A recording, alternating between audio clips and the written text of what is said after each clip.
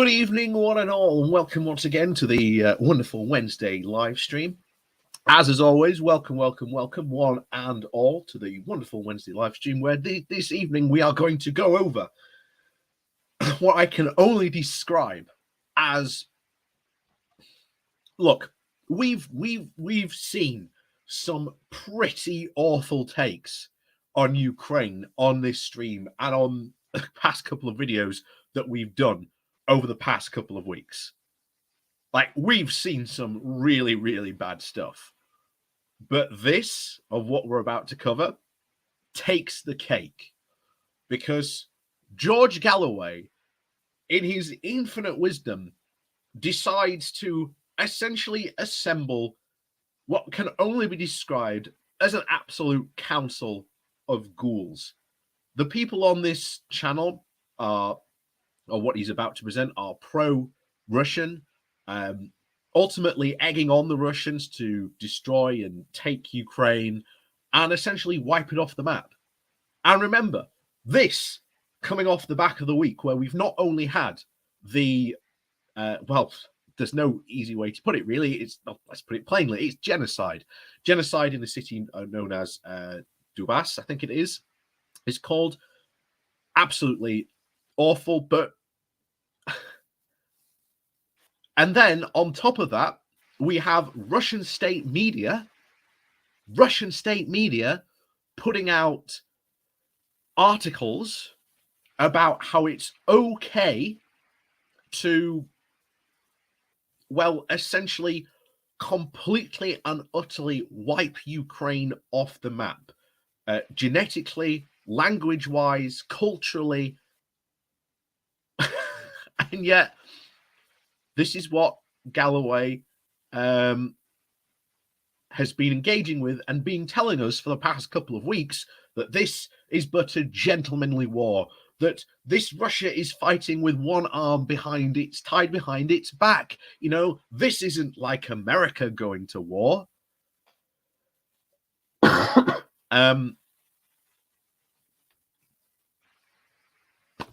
So, needlessly to say, we'll be getting into this video because there is some pretty stupid stuff said in this. However, before we get to that, we've got this very interesting thing that happened on Twitter, literally just a couple of hours ago, that we'll get in before that. But before that happens, please do hit that like and share button so we can get more people into the channel. Like I say, the more people in, the more conversations we have, the better. So hit those buttons now. And of course, as always, we'll greet everyone in the chat. So Colin Thompson, greetings from New York. Greetings to you. Simon55. My last Galloway video had no sound. I am aware. That's what happens when you don't check your videos. Edgy Intellect, hi-ho to you. Zabel Huckle, Xavier, hello to you. Hank Dim, good evening to you. Pretty Birds, good greetings and good morning to you. Cathlo G, hello to you. Yeah, so that's it so far. So yeah, get your hellos in now while you can. But on to what has literally happened but a few hours ago. It has finally happened. Over the past couple of weeks or so, Twitter has been going on a very, very aggressive campaign labeling people who are essentially state-sponsored Russian Russian media personalities. And as I've been saying for the past couple of weeks, Galloway meets that criteria. He should be labeled as such. And I am so happy, so happy to bring to you all today the majesty of this tweet, because it is genius. And the responses to it hit back at the very, very point that we've been proving for so long. And Galloway openly lies in this.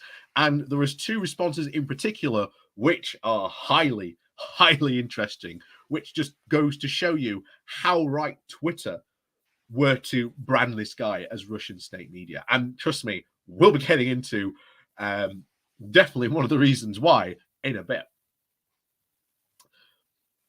So hopefully you can actually tell you what, we'll go to this. You might be able to see it better then. So this is George Galloway's Twitter account. And as you can see at the top there, beneath his Twitter hashtag, it says Russian state media affiliate. Oh, sorry, Russian state affiliated media.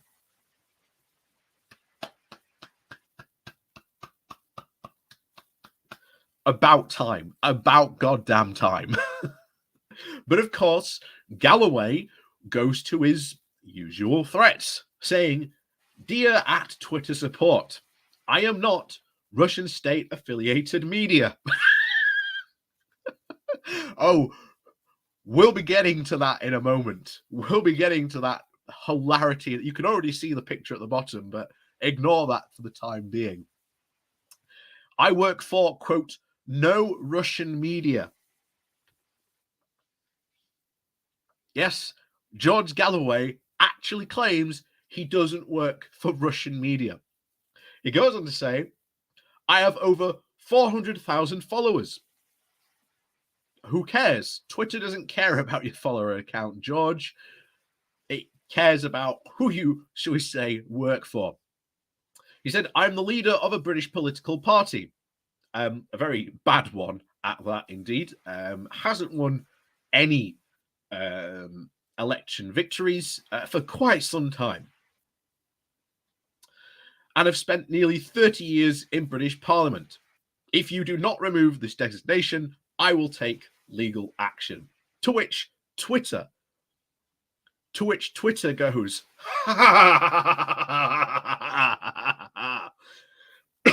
Pretty Bird saying, what political party is Galloway the head of?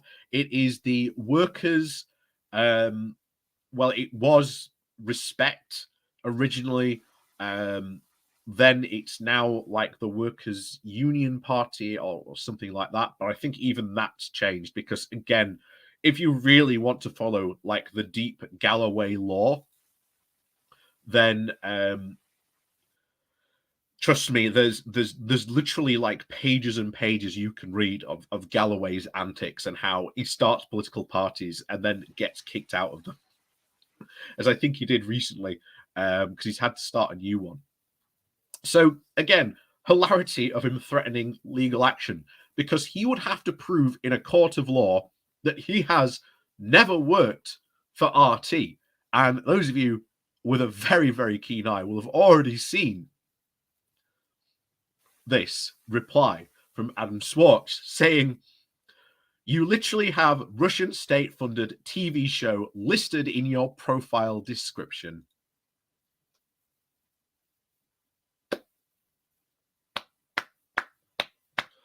Also, it's also very much worth pointing out that when Galloway was in Parliament, he obviously had to declare his income about where he was getting, shall we say, secondary sources.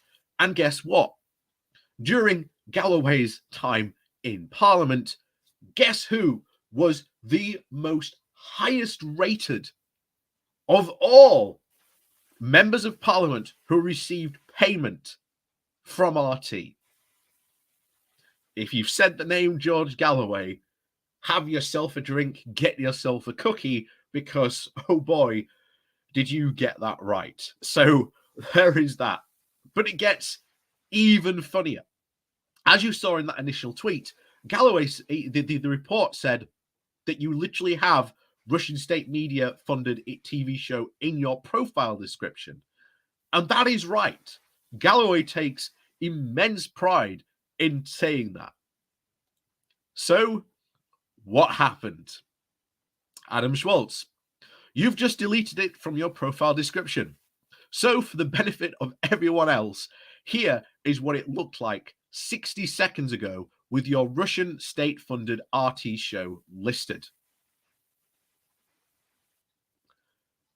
And you can see there at RT_Sputnik.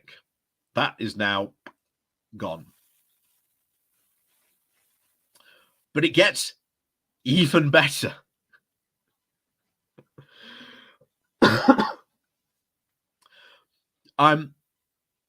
It gets even better because, as always with Galloway, the plot thickens because, well, he's a well-known liar.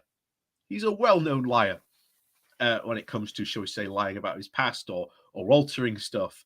And here we have one James Felton saying, you can delete Sputnik from your bio, but this is Sputnik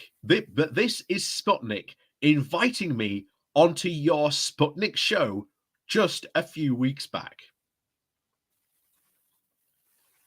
So let's see what that had to say. Hi, James. My name is Ruben.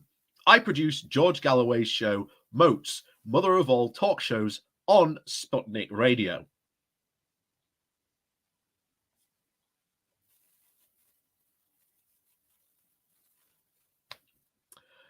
Here you have George Galloway's producer, who works on his show on Sputnik Radio, asking this guy, hey,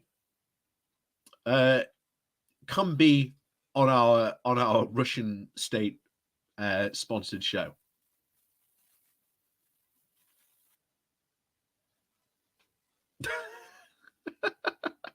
And I have no doubt tonight, when because Galloway is currently live streaming while we are, and one day we will phone in, I think not in the too distant future, and confront him over some of these hilarious takes, of course.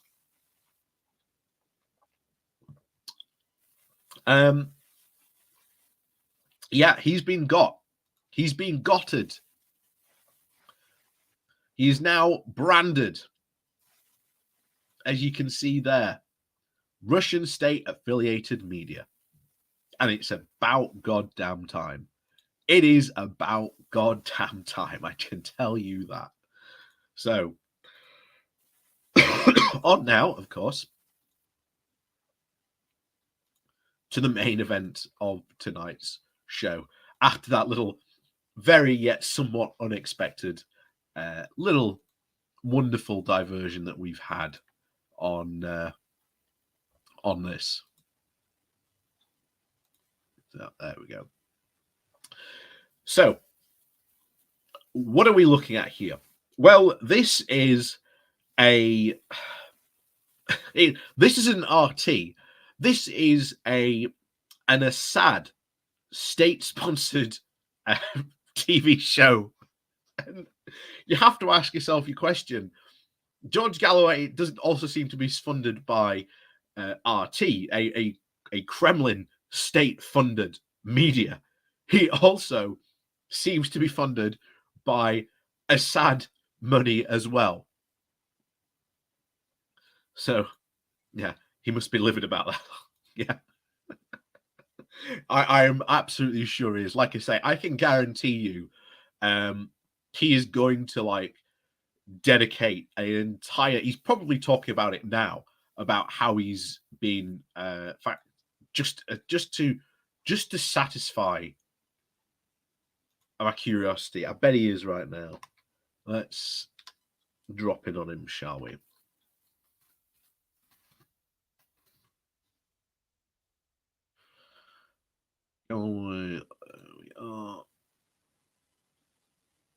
Oh my, he's changed the time of his show. Interesting. Okay. It's now going to start at 10 p.m. Why are you going to start your show so later, George? That's very, very interesting. Very, very interesting. You're going to start your show a lot later. But anyway, so who are the guests that Galloway is having? Remember, this video is meant to be about an overall the Ukraine conflict. It is meant to be about the Ukraine conflict. I'll tell you what, we'll do this. It's better.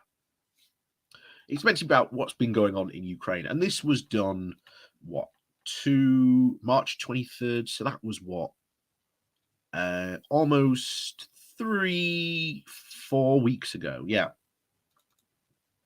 So this was very much done 4 weeks ago. So there is obviously, and we are going to be getting at the fact that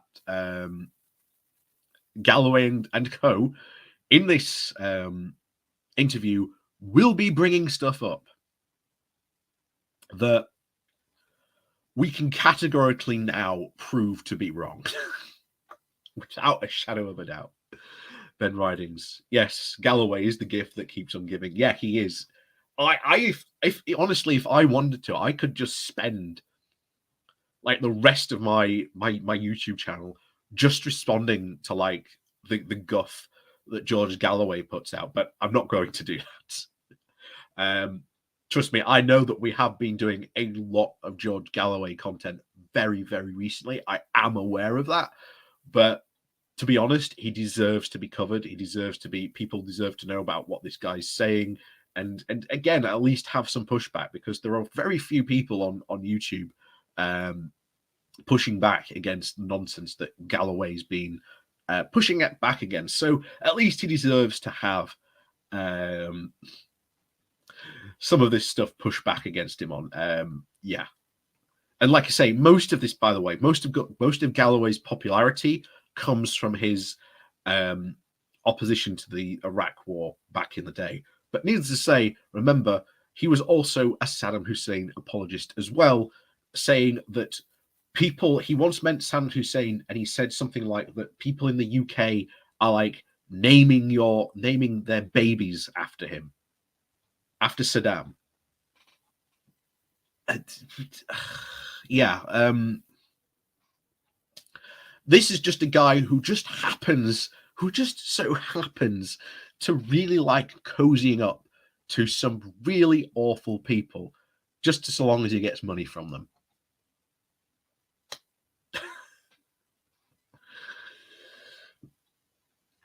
But anyway, who is Galloway having on? Before we get into this, who is he having on? Well, he's having, again, according to him, some of these people on. So remember, this is a conversation about Ukraine. So the first person he's got on is Keith Bennett, an author and China specialist. Why would you be having a China specialist on a discussion about the Ukrainian conflict?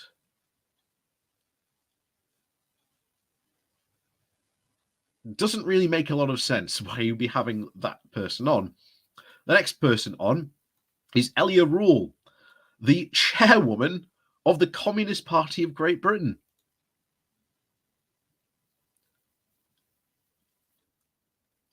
Why? Why?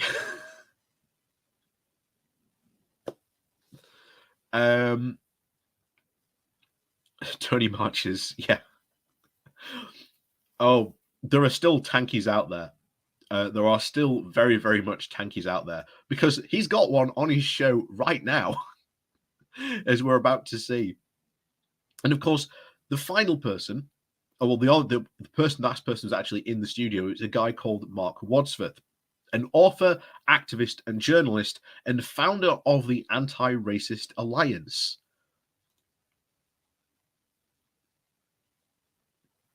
Why are you having someone from the Anti-Racist Alliance come on to have a conversation about Ukraine?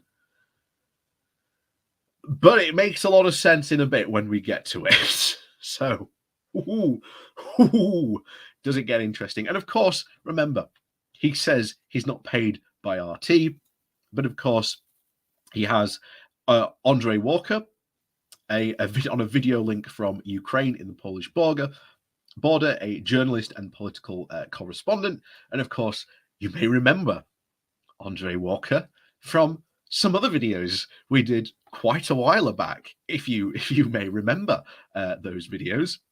And of course, we've got Nikolai Grovshaw on a video link from Moscow in Russia, independent journalist and former director and editor at Sputnik News.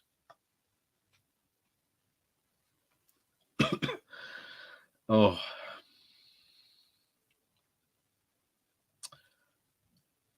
Yeah. So bizarre.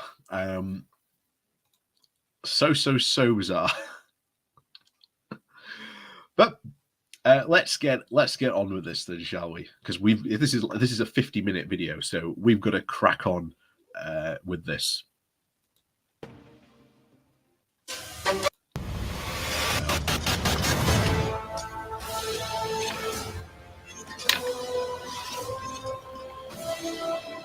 Asking the question. Here we are. After that dust has settled, though there's much dust yet to be spilled, how did the world react to the Ukraine conflict? Well, the first point that needs to be made is it depends what you mean by the world. Usually people mean the Western world. The West is 10% of the population of the actual world. And if, as I hypothesize, a new Eurasia begins to solidify out of this conflict, the West will actually be the periphery of the globe. But the West has big media and political power. Basically, Galloway apparently claiming that there's going to be this new Eurasia alliance. I think that's why he's brought the Chinese expert on to back him up on this. But yeah, it gets dumb. Trust me, it gets really dumb very quickly soon. Basically, apparently going to push the West into apparent insignificance. Heard this quite a lot before. And while it could happen, don't think that Russia is somehow going to be supporting this straight away.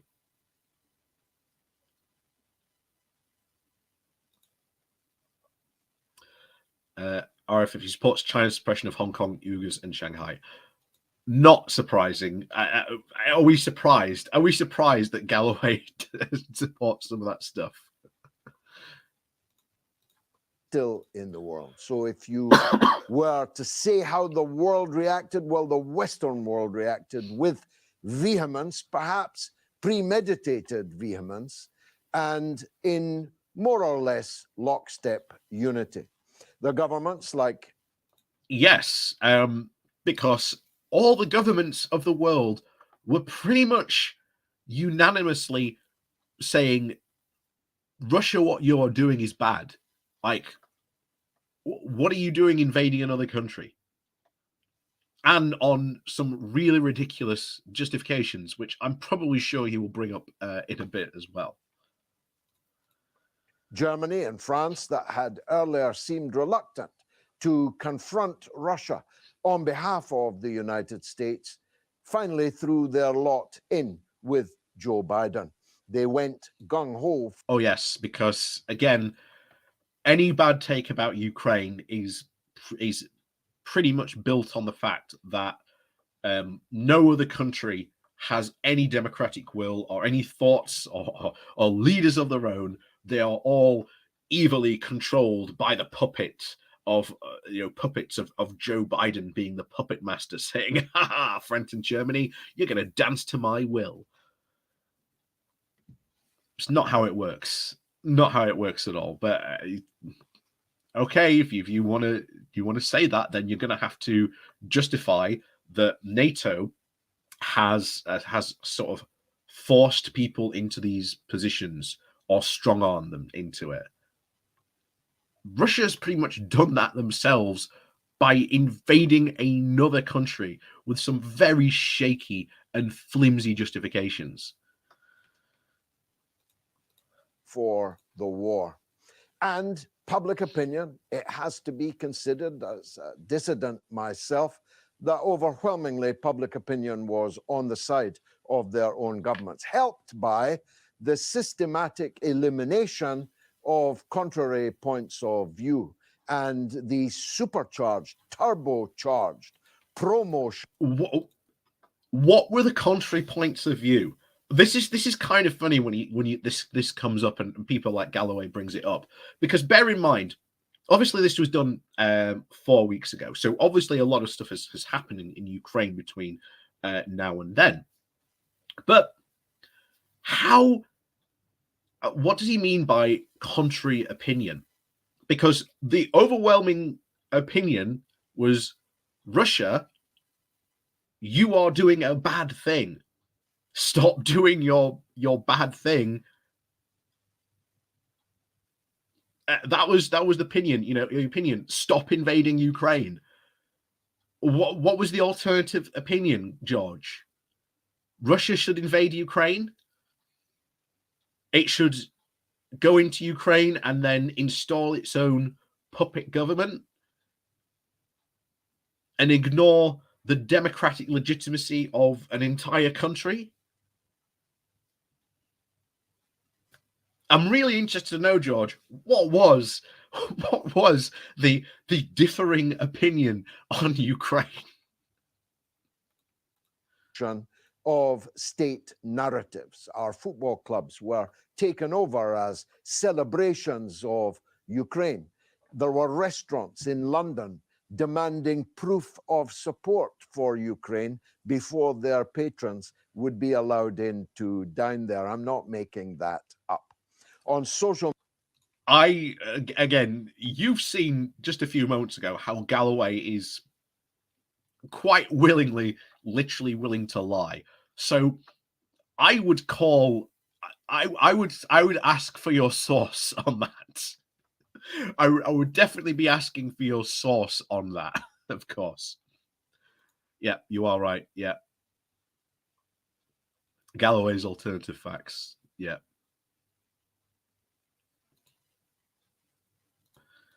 media, which is a very significant difference from, say, the Iraq War in 2003, when someone like me felt particularly hunted and was regularly abused, sometimes attacked as a dissident.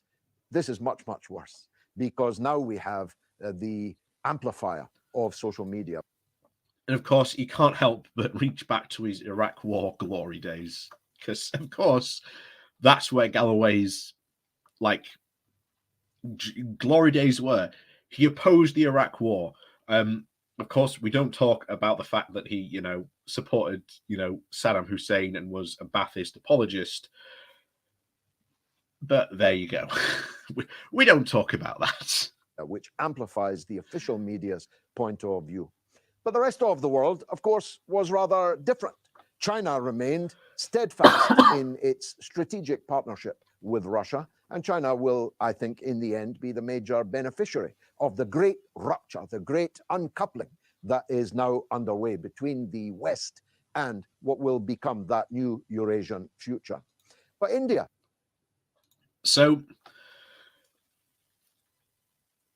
this is quite interesting what you refer to this Eurasian future, because there's a lot of people saying that obviously that China is going to somehow basically own Russia. But even giving the fact of how deep and suffering the Russian economy is at the moment, there is a very serious question of how long can Russia's economy actually sustain this. And of course, given that we've seen now further more sanctions on Russia, because now of the evidence of genocide coming out of places like Bucha. So how long Russia's economy can actually survive or even keep this up, it is really questionable. There were estimates put out that Russia could not survive more than 3 months. And we are just about, I think, a month into it. Of course, before, sanctions kicked in. But I think we are almost a month now, maybe like a month and maybe a couple of days, give or take a few, of course, from where the war started. So, yeah, apparently, again, as this whole thing is that China is going to take over Russia, and that India is also going to join this new regime, and somehow they are going to again take over the world. Bear in mind, India and China do not get along. They do not get along at all. They have currently ongoing border disputes that have erupted. If I'm not, if I'm correct about this, I think it might have been a couple of years ago now, but it wasn't that long ago, where I think it was you had China firing artillery into an area of India, and everyone thought that there was a war gonna start over that. Of course, it didn't. But yeah, edgy intellect. You are right. This is the point. India is not going to suddenly ally itself with China. They are very, very much enemies and at loggerheads with each other. So unless something drastically changes in that relationship, that ain't gonna happen.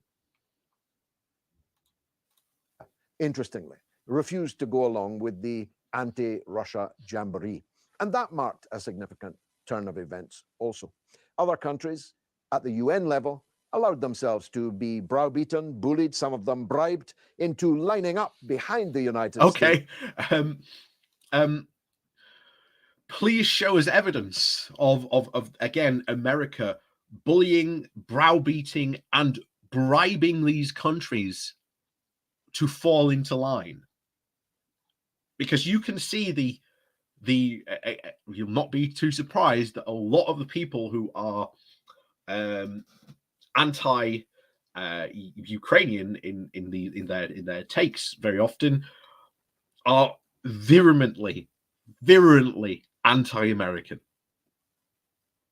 and Galloway almost certainly is anti-American to the core. It's a narrative on this subject, but there are people. Well, that was a different thing. In South Africa, for example, where Russia and its ally Cuba had been the principal mainstay of the liberation struggle to overthrow apartheid in the 1970s and 80s in particular. Well, the people in South Africa were overwhelmingly behind Russia in the conflict, even if their government was not quite so clear about it. And elsewhere in Africa, China's call that we have never occupied an Arab country, and neither has Russia occupied another African country. Okay, this is where we get to talk about neo-colonialism, because Russia is a massive backer, I think, of is it the Central African Republic? I think it's the Central African Republic. I can't remember now, but Russia provides to them military equipment, funding, and of course, if you remember, not too long ago, you saw troops, again, apparently from, I think it was the Central African Republic, saying that they were going to go and fight in Ukraine for Russia.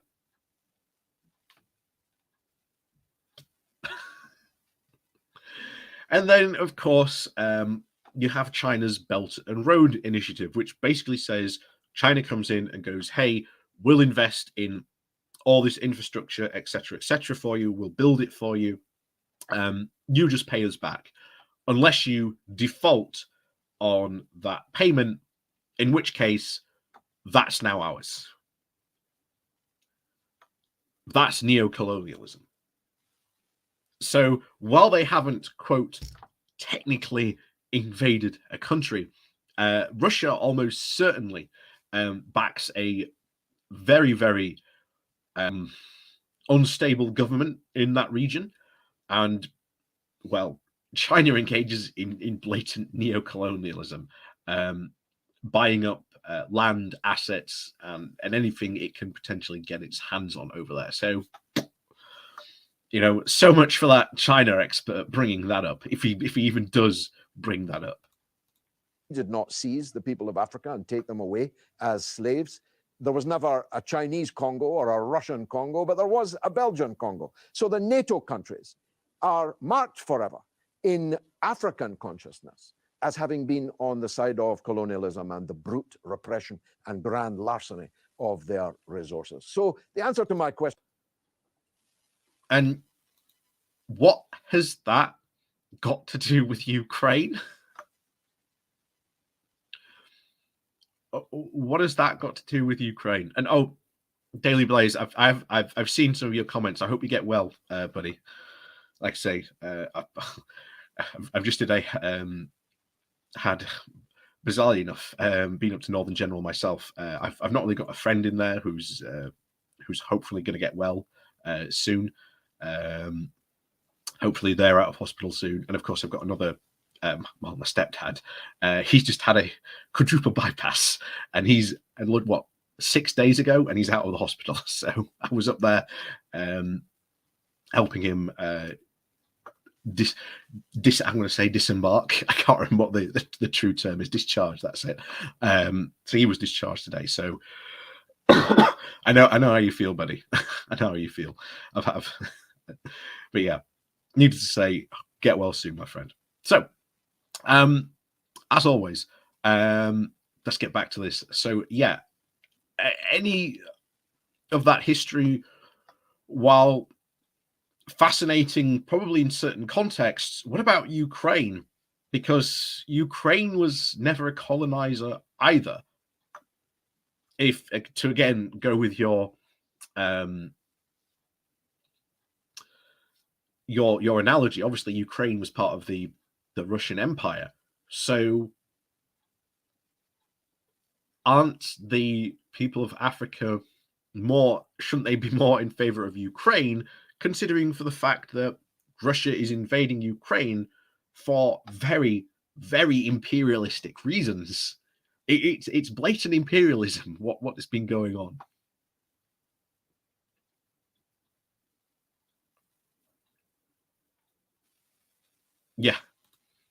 Yeah, this is the stupid argument that we get. Russia never had colonies, so they can just have Ukraine. Yeah. Like I said, I did say there would be some stupid takes, and trust me, we haven't got to the worst yet. Question: how did the world react? Depends where in the world you are and what part of the telescope, which end of the telescope you're looking through. I'm just the enthusiastic amateur here. I'm joined, as always, by a distinguished panel of experts. So let's hear how they... But none of them, not one of them, George, are an expert on Ukraine. Which I think if you're going to have a discussion on the Ukrainian conflict, might be something you want to have. Saw how the world reacted to the Ukraine conflict. First up, China expert, very considerable China expert, Keith Bennett. Keith, thanks for joining us. Did I summarize the Chinese position properly? Well, thanks very much, George. And I'm afraid that, as always, you've said just about everything that needs to be said on the subject. So really, I want to echo what you said. I mean, you're so right that when you sit in Britain and we having an absolute onslaught of anti-Russian hate and war propaganda, such that yes, it's war propaganda to report what is going on in the ground on Ukraine. How dare those propagandists at BBC, Sky News, etc., report that Russia has just clearly been involved in genocide in Bucha.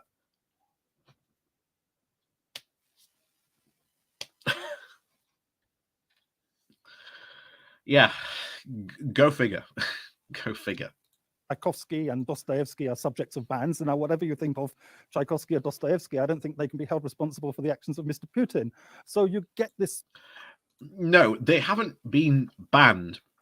What has been happening is essentially that the orchestra, or the London Philharmonic Orchestra, said for the time being, while obviously this conflict is going on, they won't be playing any Russian composers, which is technically, I could say, is probably like a form of cultural embargo. So yeah, I'd be fine with that. Yeah, you are right. war propaganda, but who started the war? That's exactly the point. Who started this war? Feeling, you get the impression is given that to have a policy that actually can see the Russian point of view is completely beyond the pale. Nobody is going to subscribe to it. But the Russian point of view is that they get to dictate what goes on in Ukraine, and they get to decide its foreign policy and control it economically, and essentially tie Ukraine back into almost being a satellite or a sabotage state of the Russian Federation. That's the Russian point of view. Anyway, I'm just going to leave you for a second. So I'm just going to put myself on mute.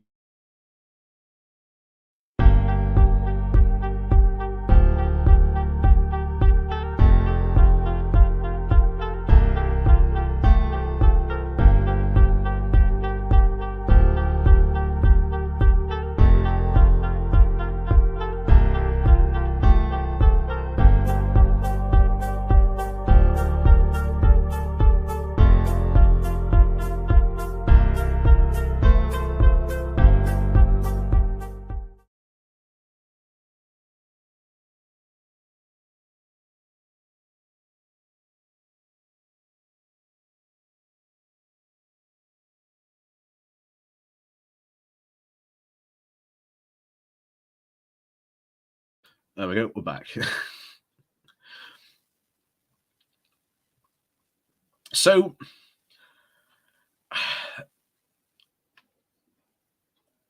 yeah, like I say, prepare for some bad takes. But this is pretty easily the most confusing guy on the panel. We haven't even really started. We're only 7 minutes into this yet. We're only 7 minutes into this, and like I say, it gets worse. It gets a lot worse. if you look at what's happened in the United Nations, for all that you can look at when it went to the General Assembly, certainly it's true that the majority of countries voted for an anti-Russian resolution, albeit one that they'd already had to water down considerably to get where they did. But the representatives of the majority of the world's population did not support that resolution. China and India, as you've mentioned, as well Pakistan, Bangladesh, Vietnam, none of these countries supported. 35 countries. They didn't actually sign against it either. The vast majority did agree, obviously, to condemn Russian actions in this. I wouldn't be too surprised now with the current news if there is, if they go back to the UN and say, hey, with all this new information, we'd like some more tougher action on Russia. Wouldn't surprise me if they go back with again the recent information that we've had about that.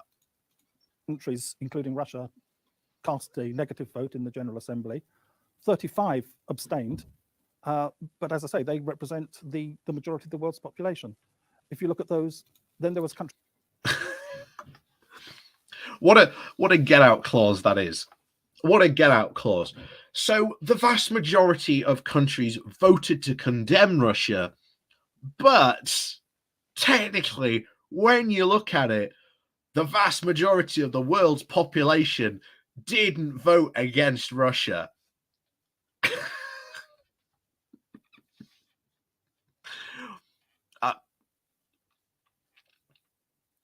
What?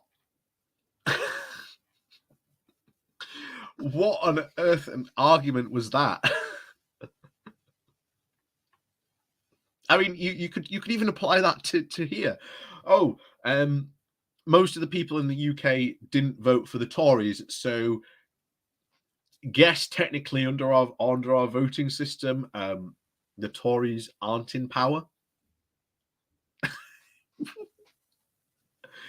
That just blows my mind. That is so bad. Yeah, of course. Yeah, China may have a huge population where no one has ever voted. Of course, you are right there.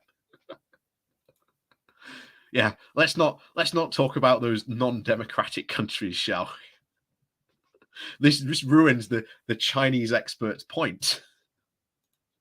Country like Venezuela, which was not able to vote because its voting rights have been taken away because it can't pay its dues, membership dues to the UN. Why can't it do that? Because the Americans have sanctioned and blockaded them. But you have, 17 African countries abstained on the resolution, and one of them, Eritrea, voted against. And even when one looks at those who voted for the American resolution, the Canadian ambassador to the UN was tweeting during the debate saying, we're working the phones to make sure people vote for this resolution. So there's shock horror. You mean people are lobbying each other? You mean something that happens all the time in politics? And now I know he's a China expert, so he might not be too familiar with democracy and more at home in an autocracy. But that's how politics works. That's how international diplomacy works.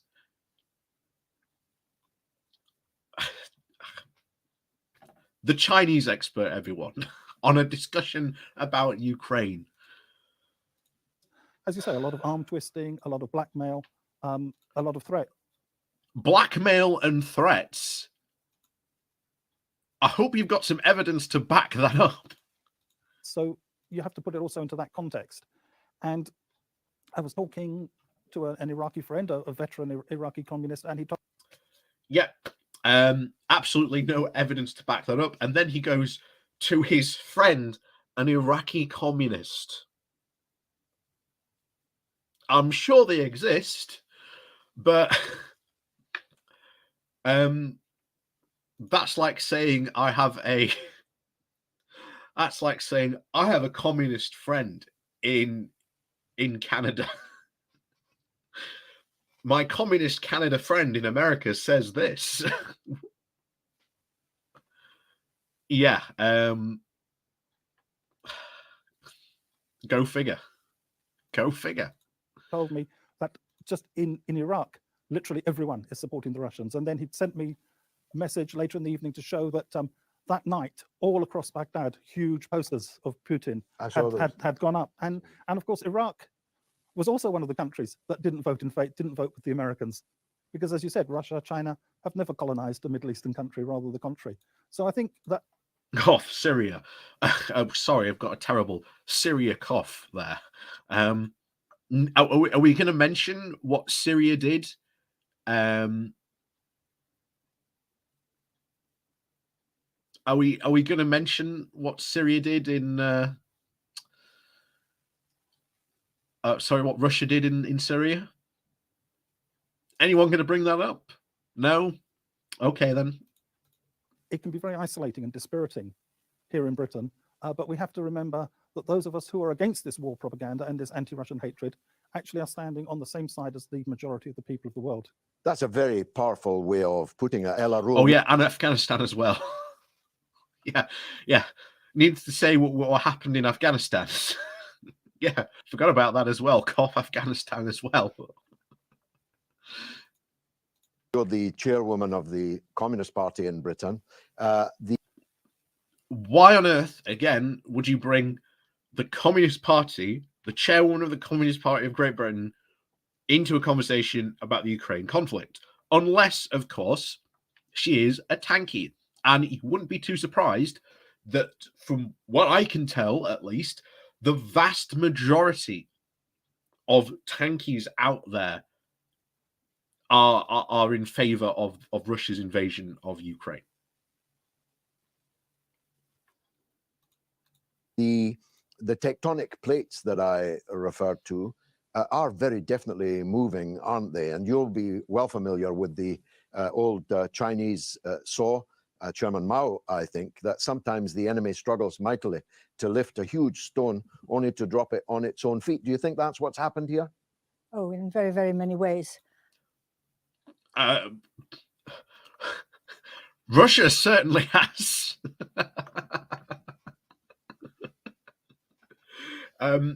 Russia certainly has in this. Duke of Vengeance. My hat is not amused with Galloway's hat. It is not ridiculous enough. True, Galloway should indeed be wearing a jester's hat, because he is certainly providing some fanciful, farcical entertainment for us this evening. But now we get to this. Oof. Strap yourselves in. Strap yourselves in. I think what is going to happen, there's been a huge disruption in supply lines, and food all over the world is going to go up in price in countries. Whose fault is that? Which largest producer of grain invaded the world's 5th largest producer of grain? Are you going to bring that up? I don't think so. Don't think so at all. Where the vast masses of people are already suffering. Can you imagine when the food prices go up even more? And of course, fuel is going to be so much more expensive, which means that transport is going to be expensive. And this is going to create a massive hike in prices. And in the poor countries, I think they're just mobilizing for revolution. But I mean, even in Britain, ordinary British households can expect, we're told. And all that is a consequence of Russia invading Ukraine. Why is no one being honest that is the situation that has happened here? My God, if I was a guest on this panel, I would be constantly interrupting them, bringing this point up. But energy bills of £360 a month, in addition to having much more expensive food in the supermarkets and everything else. How can people not be furious? And how can they not turn to, at the very least, mayhem and hopefully to revolution? Because this system is something that is untenable. It can't be allowed to carry on. Gas in Britain on this day last year was again, because Russia invaded Ukraine. That's what happens when another country invades another country. And that is what has happened. Why are these people always when we discuss not only people like George Galloway, but almost anyone else who isn't Russian, who is backing the Russian side on this, just going, that Russia, gee, it certainly is defending itself from Ukraine. What are these people on about? What are they on about? What are they even discussing when it comes up? But this is the exact same talking point again and again and again from these people. It's almost like they're being paid to say it. Now, I've got no evidence to, of course, back that up, but it wouldn't surprise me. 44 pence per therm. Today, it is 796 pence. So the tripling of gas prices is about to triple and perhaps triple again. Mark Wadsworth, you are a veteran campaigner on the left for racial justice. You're the leader of grassroots Black Left. You are well in touch with your Africanness, though born and bred, of course, in Britain. This figure that Keith Bennett gave of mass abstention in Africa and the phenomenon I described of South Africa, where they can see things very clearly indeed. There were posters of Putin all over Baghdad. There were posters of Putin all over the townships in South Africa also. This is another. Is that true? Let's Google that, shall we? Right. Posters of, hang on,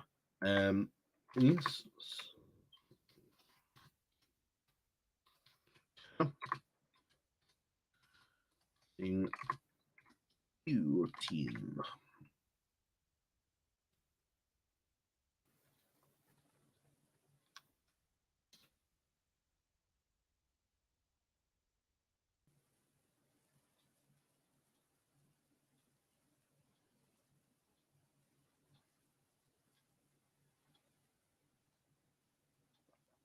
So it is, according to what I can say here, it says South Africa is taking a neutral stance on this. Apparently, the president came out on the 7th of March defending his neutral stance at this. There's an article saying that history may explain South Africa's refusal to condemn Russia's invasion of Ukraine.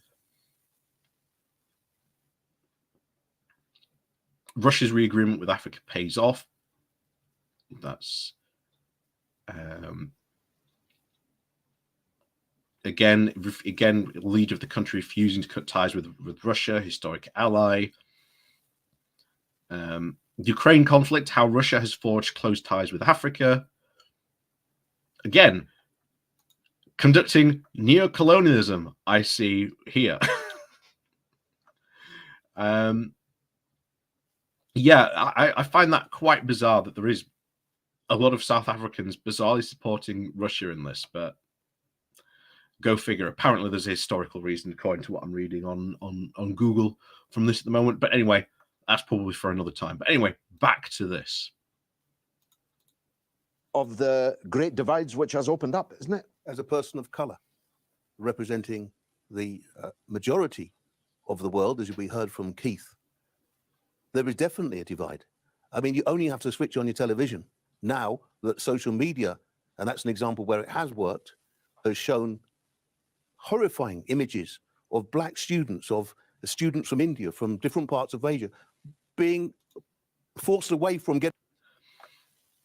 Again, while those images are bad, shock horror, racism exists in other countries that aren't traditionally the quote Western countries, namely, of course, places like the UK and America. Yeah, racism exists, and it's not like racism doesn't exist in Russia either, because in Russia you cannot show an advert with a black person on. Are they going to talk about that? Are they going to talk about the racism that exists in Russia against black people? I mean, I know I'm doing a lot of whataboutism here, but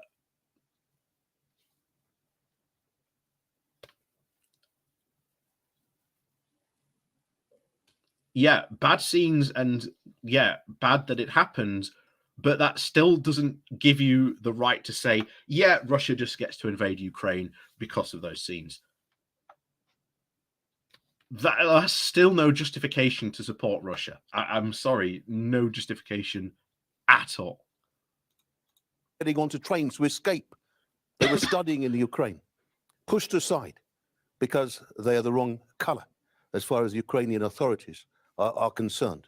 And that's as bad. A journalist of many decades, I am appalled that my colleagues have abandoned objective, impartial journalism for pure state propaganda. That's what. That has been reported. That hasn't been swept under the rug. It has been reported, but it does not still justify Russia invading Ukraine.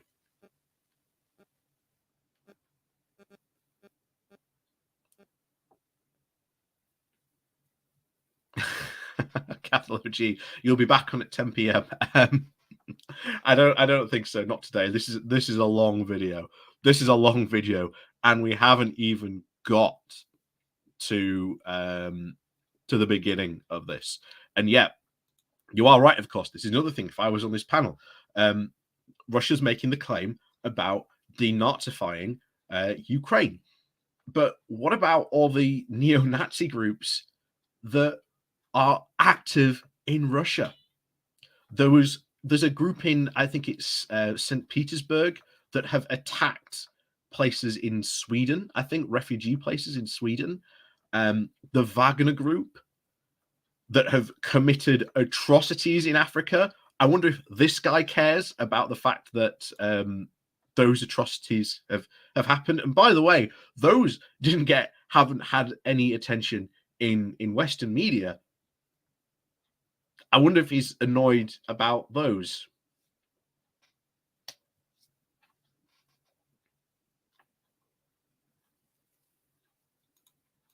we're seeing at the moment. And you must be more even aware than I am of the gigantic difference in. So this from Planetary Citizen. Apparently, again,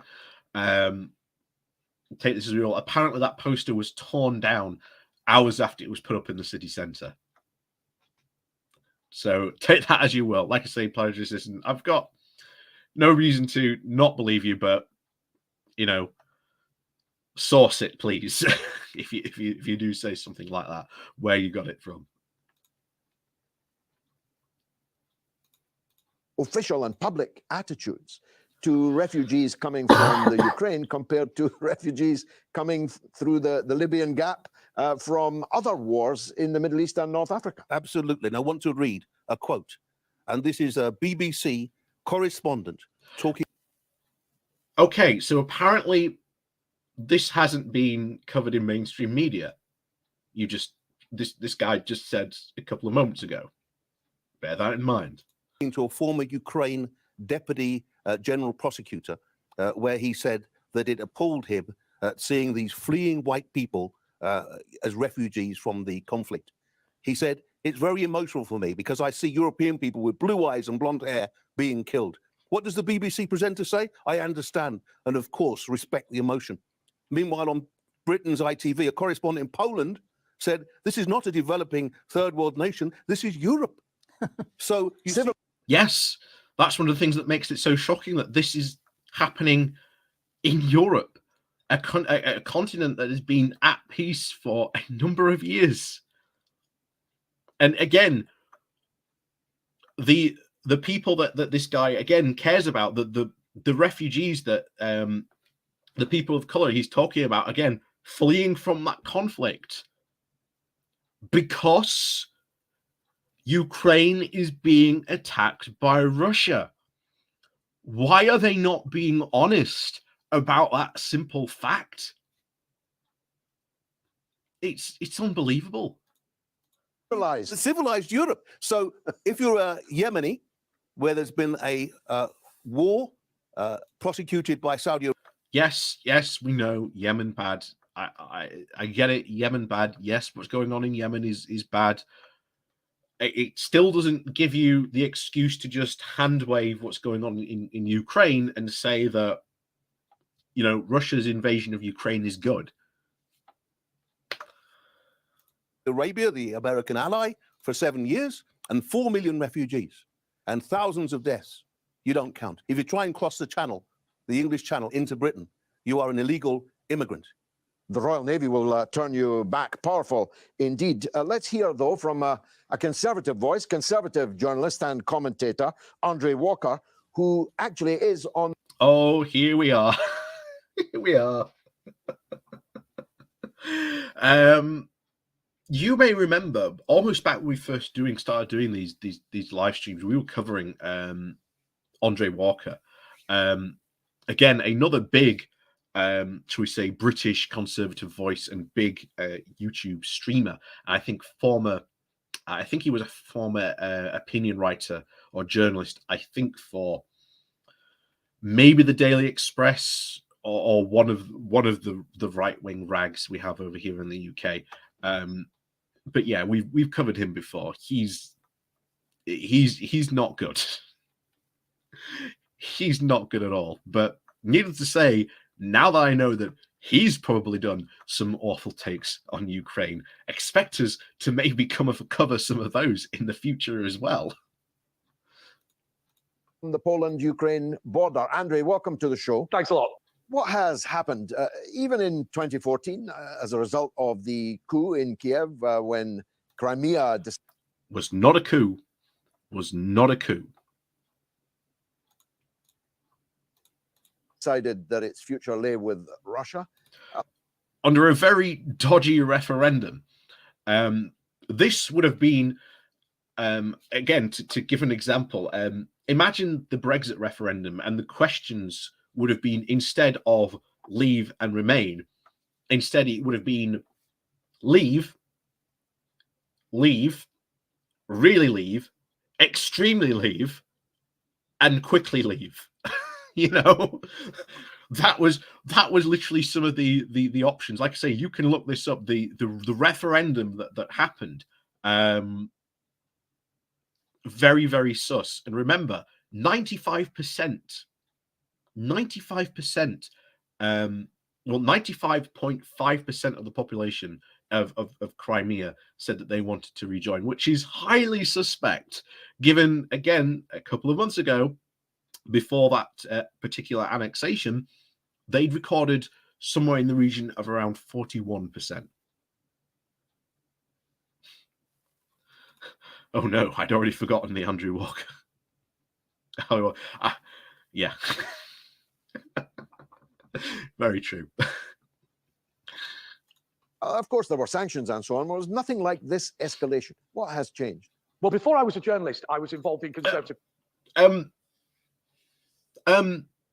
Yes, Russia got sanctions put on it for obviously its actions and its illegal annexation of Crimea, something that it signed an international treaty saying that it would not do, by the way, in one of those Minsk treaties that very, very often only get brought up by people like this when it's convenient to them. You know, what has happened here is that Russia has invaded. That's the escalation. That's the escalation here, George. Why are you so scared to say that? But I'm interested to see the scale of escalation here that Andre is going to say here. Politics, and I'm somebody who campaigned incredibly hard against Britain's membership of the European Union, and I've never particularly thought that after the fall of the Soviet Union, NATO was relevant. The issue, though, as far as I'm concerned, is this entire conflict, by the way, has just proved how relevant NATO still is today. Because you can bet if Ukraine had been in NATO, none of this would be happening today. Absolutely none of it would be happening today. Russia still might, engage in posturing and whatnot, but absolutely in no way, shape, or form would have it even dared to invade Ukraine. And from the way that we have seen its armed forces respond, there has been serious real analysis of military thinkers. You've probably seen them come out quite a lot, basically saying if NATO were to take on Russia, again, according to its performance in Ukraine, it looked like NATO could very well wipe the floor with Russia. And again, also pointing out the fact that it's maybe because of the amount of corruption and the lack of money that seems to have been actually properly spent on the army, despite the allocation, might even its nuclear weapons might not even be in a fit state to actually be fired.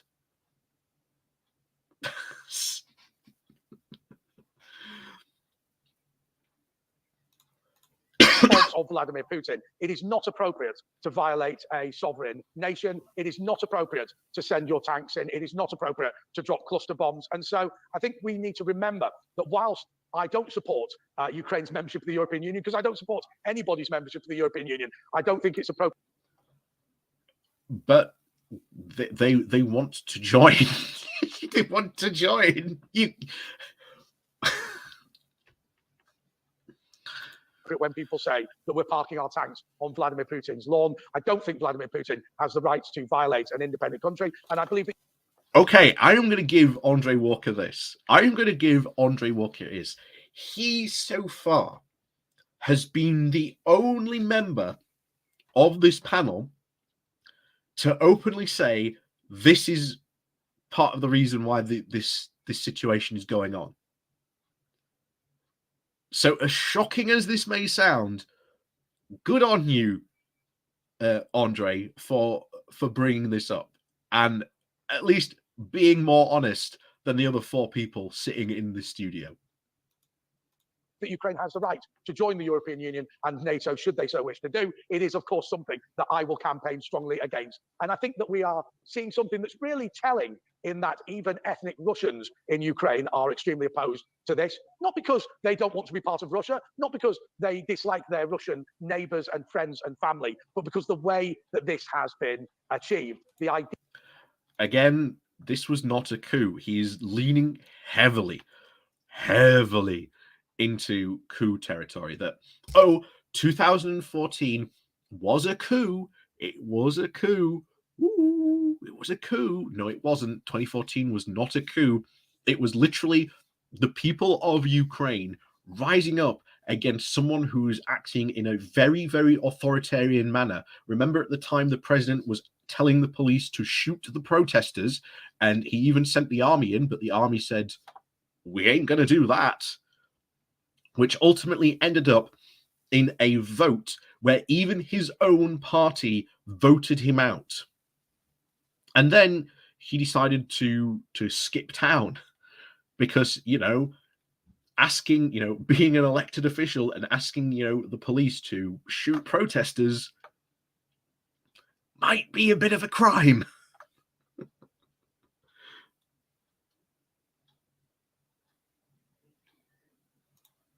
That you're going to send in forces to kill people, I think is wholly inappropriate. I think there were better ways for Russia to do this. And I think that this just talks to the fact that Vladimir Putin is not pushing forward the needs of the Russians. Far too many times he's interested in his hand in the till. Far too many times he's interested in misappropriating. Holy moly. Can I just say, Walker here, me and him disagree, but he is actually the only person who is giving at least a bit of honest take. Not 100% honest, mind you, but at least he's being far, far more honest about the situation in Ukraine compared to Galloway and his group of ghouls that he's got with him in the studio. Oh, wow. I never thought I'd say that. Appropriating assets, and far too many times he's willing to send young Russian men in to die fighting really their own cousins. It's not acceptable. But Russia has been saying for the last 8 years that it could not tolerate a Ukraine that might join NATO and move US military hardware, including potentially nuclear hardware, to a few minutes flying time from Russia. Again, nuclear argument. This always gets brought up about the whole them joining NATO. Oh my God, they might put nukes in there. We have signed a nuclear proliferation treaty. There are no nukes in other NATO countries. Are you not concerned about equipment being in Poland, Latvia, Lithuania, Estonia? They also have US equipment, and I'll tell you what, it is the US equipment that is giving them the best opportunity of fighting back and resisting this Russian invasion at the moment. So it's no wonder Russia doesn't want US equipment in Ukraine, because they might be able to fight back against them.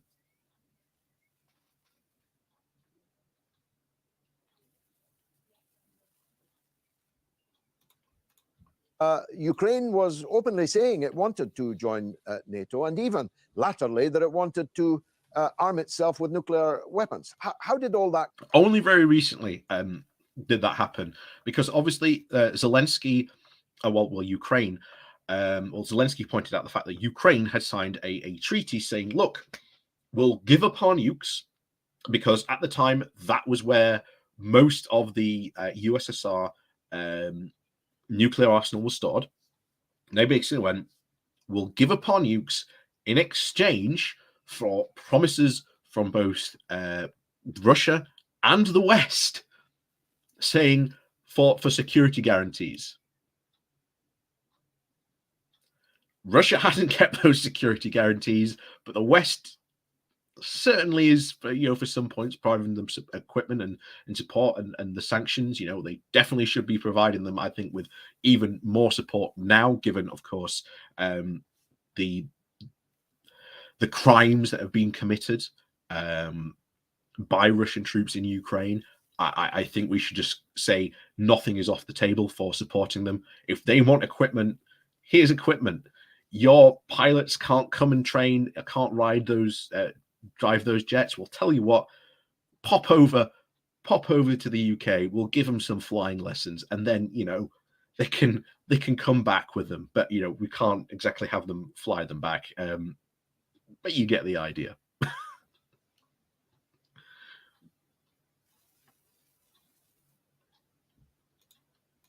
Come about. Well, George, something that you're not going to like at all. I think that Ukraine is a country that had been badly bullied and abused during the Soviet period. Oh my God. Oh my God. This is one of the things and you can tell, by the way, Galloway was not expecting this, which leads me to believe maybe Andre Walker has some interesting videos and his own bad takes on Ukraine. We'll look into it, don't you worry. But you can already see the frustration that's on Galloway's face. You can already see it. I thought you were gonna support me. Why aren't you supporting me? I'm sorry for my terrible accent there. But holy moly, Andre Walker. This is probably the only time where I will actually say I am supporting him. Now, obviously, I'm not supporting him fully because, again, he has some really bad takes about, again, the EU, which he's said there early on. But yeah, you are right, Penny Bird. Yeah, Galloway's expression is priceless. How quickly do you think this segment is going to get killed? Galloway's probably like this under the table. Get him off. Get him off. Get him off. And I think actually what people forget is, yes, there are historical ties with Russia and multiple countries, but the behavior of the Kremlin during the Soviet period has really ruined many of those relationships. And the reality is that Ukraine doesn't. Not just the Soviet period, not just the Soviet period as well. And you can tell, by the way, she's not impressed either. And he doesn't look too impressed either. In fact, most of his audience, most of the other people in the studio don't look impressed either. So this was clearly not expected. Love the European Union. Ukraine doesn't love NATO, but what they do dislike very strongly is the Kremlin, and they distrust leadership from Russia. Now, I think that's going to take a lot of time to get over, and I think it's made significantly worse by an invasion. And I think that if we were to... It's never going to happen now. I think I've said this before. Yeah. Thank you. Like I say, I'm available for birthday parties, etc., etc.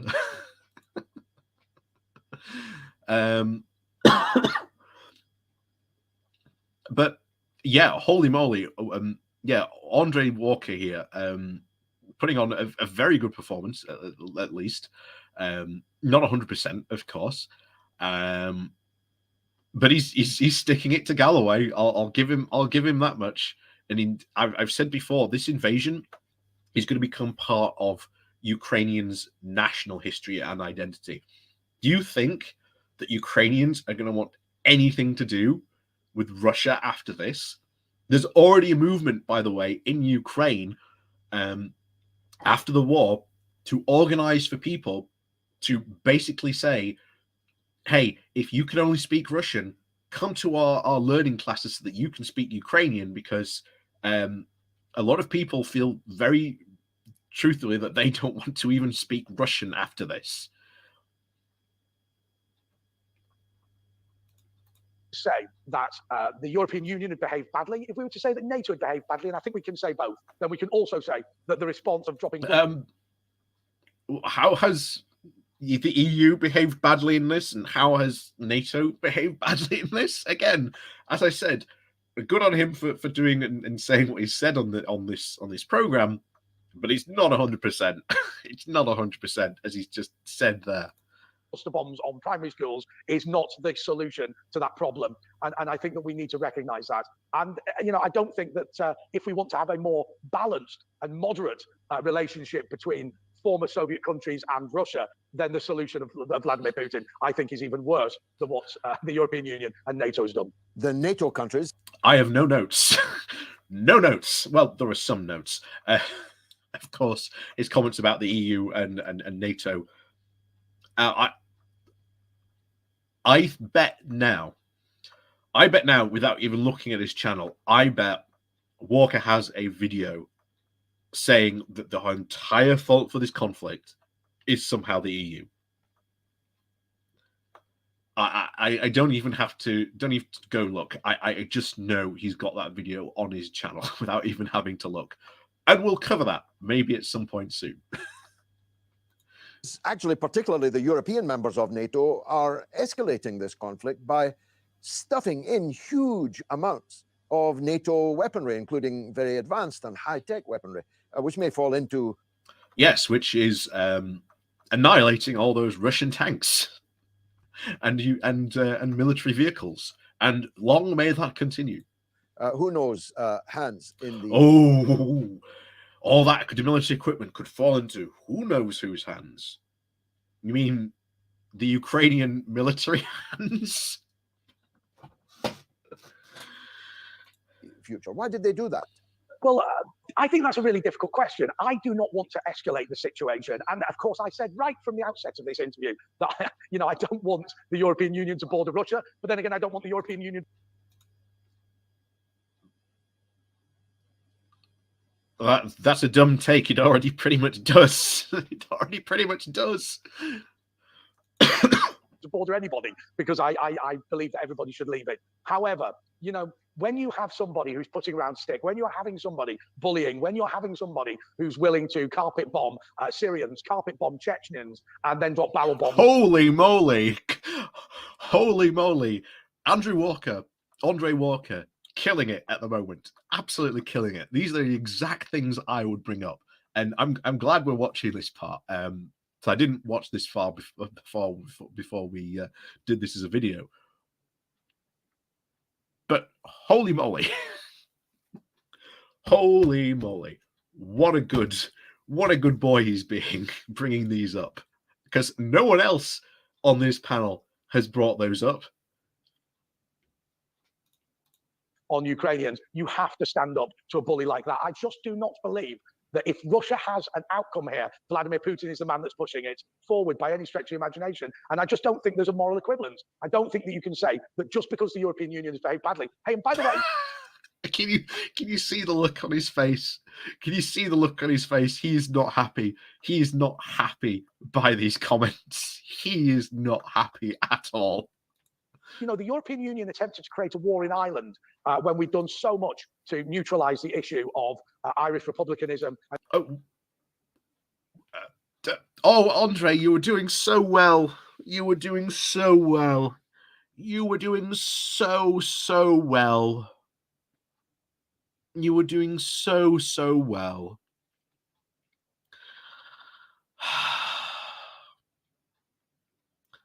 He was doing so well. And then he had to go and bring up the EU is creating war in Ireland.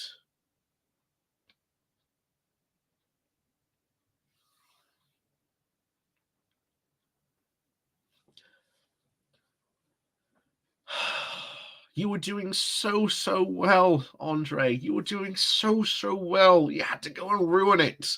But then again, it's Andre Walker, so I pretty much expected it to ruin it at some point in here. Yeah, Kirsten Cruz. Yep. Well, you win some, you lose some. And try to bring that community together. The minute Britain left the European Union attempted to create a war in Ireland. So I think we understand the European Union's poor behaviour, but there is no moral equivalence that says that just because the European Union is empire building, you can barrel bomb hospitals, maternity units, and schools. I just don't believe that Vladimir Putin is the solution to any problem in the world. You're on the Polish-Ukrainian border. I know you've not been there for long. Other than his other than his bizarre comments, of course, about the EU so far, and them saying that the EU is creating a war in Ireland.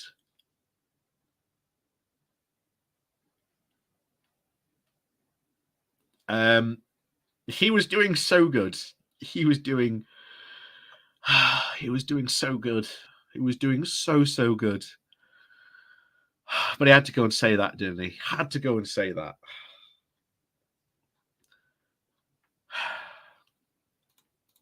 Long, but what's your impression of how the local people are seeing this conflict? Well, I think there's a fair degree of terror here. I don't think people in Poland, particularly, and obviously I'm in Poland rather than Ukraine at the moment, I don't think the Polish people are particularly nervous about any sort of invasion of Poland. But of course, what has happened is there is a huge refugee crisis. And I just think that people are genuinely devastated that there will be war in Europe. You know, there is an element about Europeans, which I don't know whether you call it racism, but certainly it's an uppityness where, you know, wars are something that happens somewhere else. Refugees are what happens to Afghans or people from the Middle East. It shouldn't happen in our continent. And I think that there's a great deal of shock and terror as a result of what's taken place. It is typical, isn't it, Ella, that they think that wars are something that only happen. Quickly, get it back on topic. Ignore all those facts that he brought up. Quickly. Quickly, get it back on topic. Oh, that's this Nick Hurless night. I want to heavily stress and point out. Point out that Andre Walker is but a minority within a minority, given those is his views, of course, on the EU.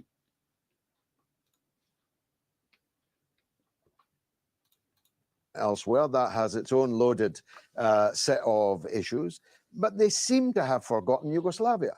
They seem to have forgotten that NATO. Oh, Yugoslavia! Here we go. Here we go. This is always the go-to. Always the go-to.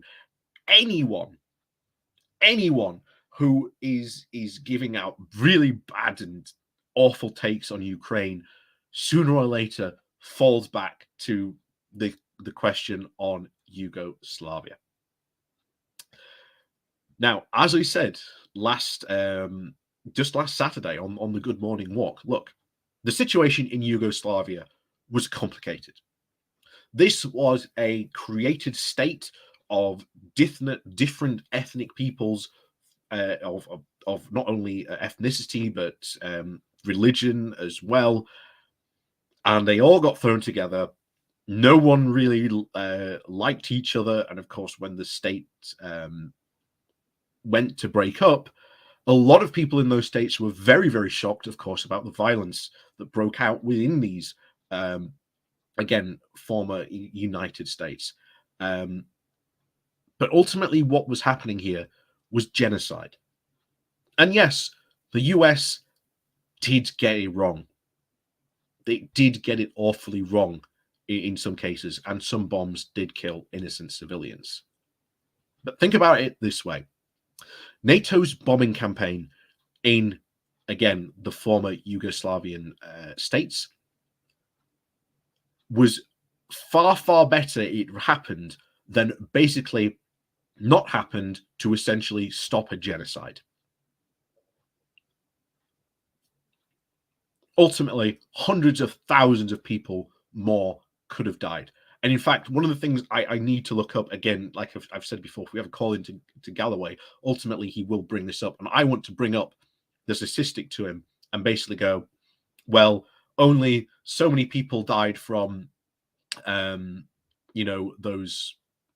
that bombing campaign. Only so many civilians died from that bombing campaign. And yes, while that is bad, how about the potential number that could have and would have died through essentially the ethnic cleansing that was being committed there?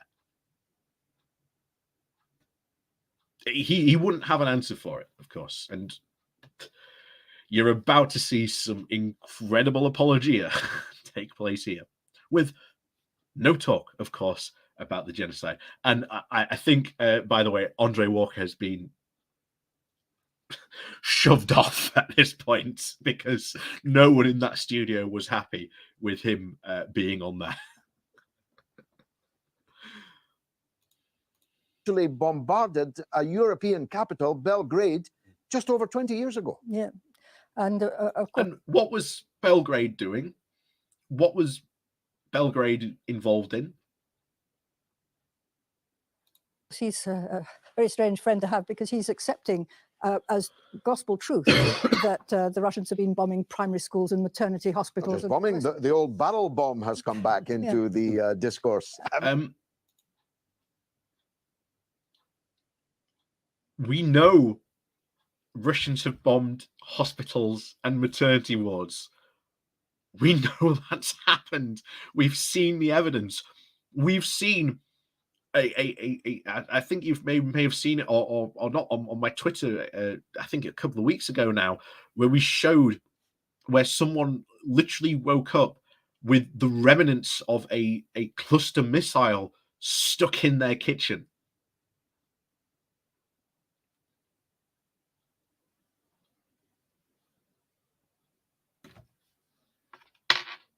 Yeah, of course, Russia's not targeting civilians. Again, this is the narrative that she's going to go with. All this, that's not happened. That's just false flags. The evidence is right in front of our faces of what's going on.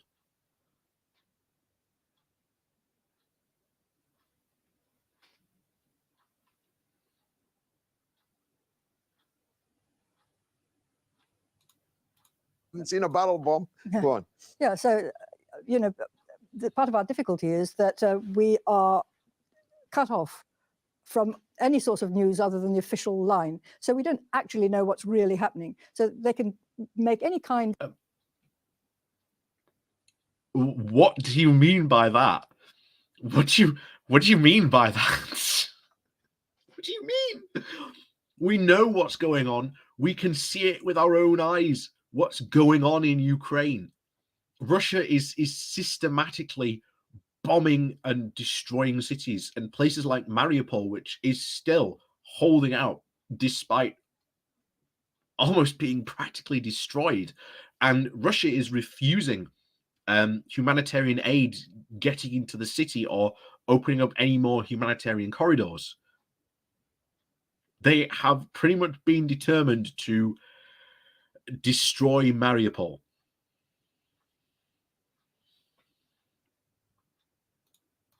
Of lie about what Putin is doing. I mean, Putin would be idiotic to bomb maternity hospitals and primary schools. You know. Yet he's done it. He's done it.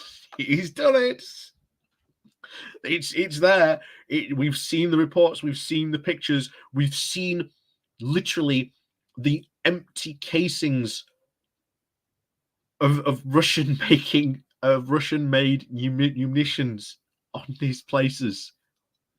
And bear in mind, if you're going to make this argument that what does Putin, why on earth would Putin do this? It would look bad PR wise. Well, why would the Ukrainians bomb their own citizens? We can tell when that is going on, if that would happen. And by the way, if that is going on, public opinion would go from support to condemnation in literally seconds. Zelensky and the Ukrainians get nothing. They have far more to lose if they were doing that. Even if they were trying to do it for like sympathy, they would lose so much. But Putin's got nothing to lose over that. Most Russians believe the Putin propaganda that they're there to denazify Ukraine. There's a really shocking Vice video about this, about the war in South Ukraine, where you've got a Ukrainian girl who's looking after her grandfather on her phone to her auntie in Russia. And she basically says, "Oh, thank God you're surviving," because again, we've been hearing about how these neo-Nazis are coming around and killing you to gain sympathy for their war against Russia.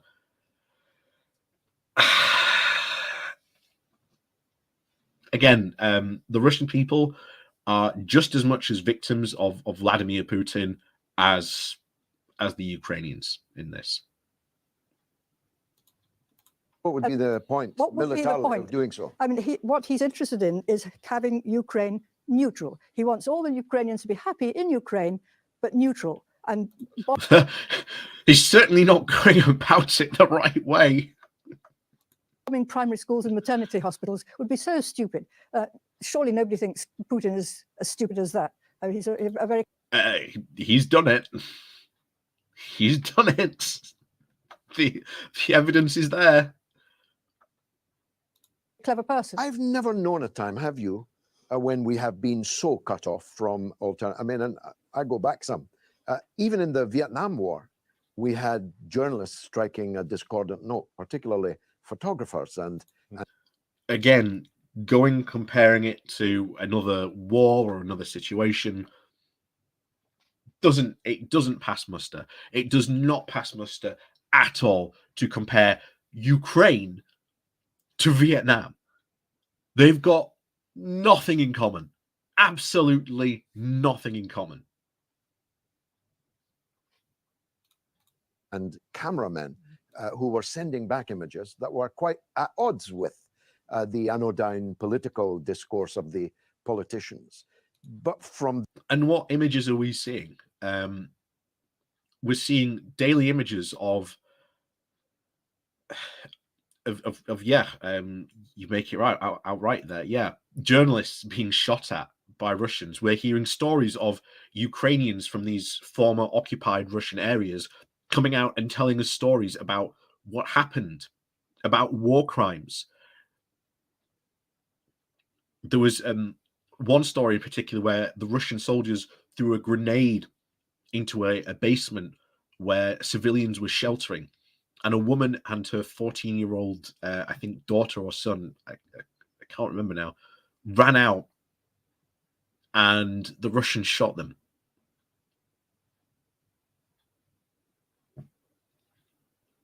What reason do those civilians have to lie?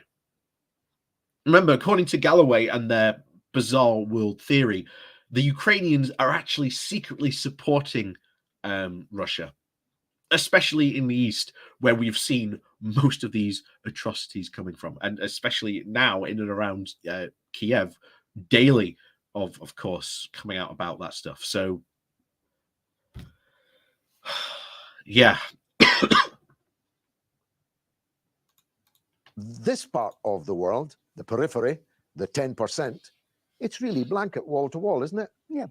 I mean, it's just unbelievable. And they've completely forgotten the demands that Russia put just at the end of last year. We want a neutral Ukraine.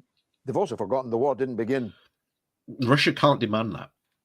Otherwise, you're basically saying Russia gets to dictate foreign policy of another country. Why does Russia get to dictate that? 16, 17 days ago, No. it began 8 years ago Absolutely. with the Western overthrow of the elected government, the Absolutely. president. There was no Western overthrow. Despite what these people would love to say, there is no evidence of any Western overthrow. Galloway has no evidence. They're not going to bring any of this evidence up of this supposed Western overthrow. Running for his life, the parliament on fire, the MPs at gunpoint, forced to... He just said the president went running for his life. Why did the president go running for his life? It was because he had asked the police to start shooting protesters. He asked the army, after they refused to go in and shoot the protesters, they refused as well.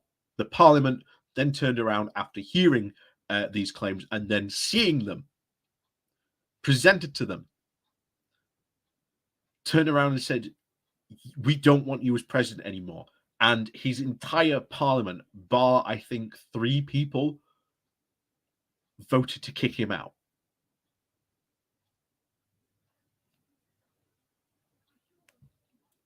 this was not a Western coup.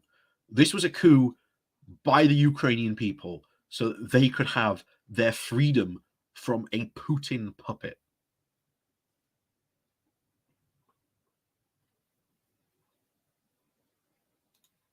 To sign anti-Russian legislation and so on. There'll be much more of this in the second half, so don't go away.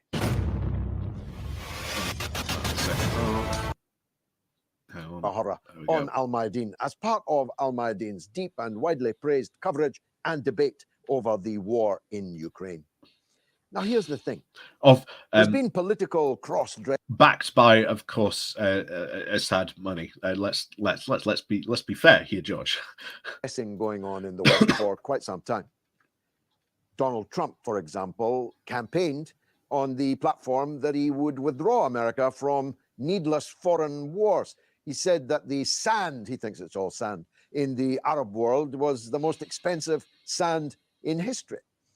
There's been a kind of blurring of the lines between left and right for some time, but it has reached its sharpest point over this war in Ukraine.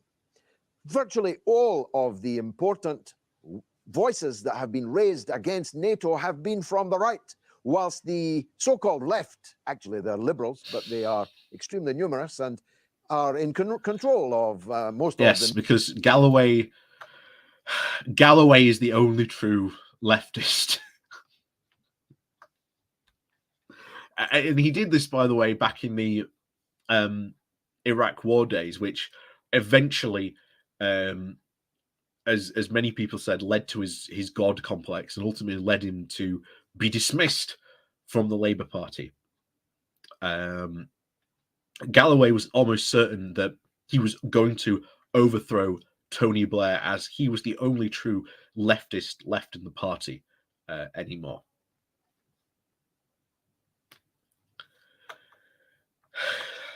Yeah.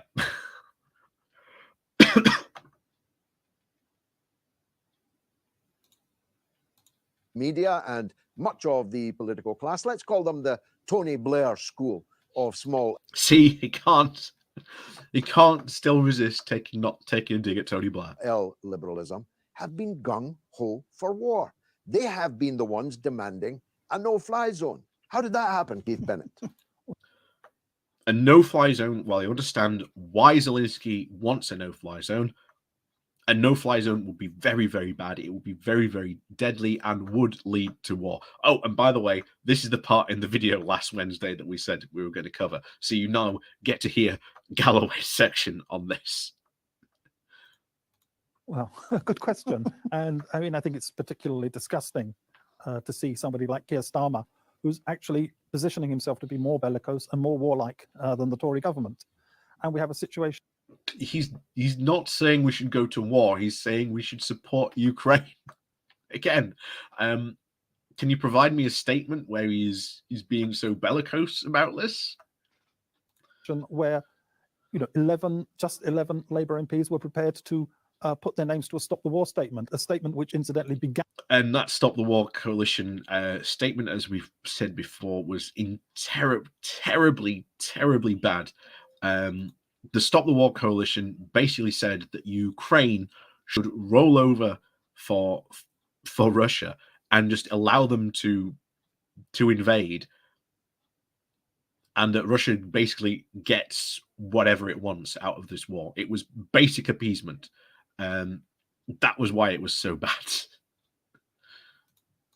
Began by denouncing the Russians for their actions in Ukraine. And then they quickly removed their names. You know, it's true in the US also, isn't it? Because this is another Democratic Party war. Well, aren't they all? Oh, the most egregious of them, yes. I mean, Vietnam was a Democrat Party war. Korea was a Democrat Party war. What's this got to do with... But also this... What's it going to do with Ukraine? If I can call them that, the imperialist countries. Are we still allowed to use terms like that?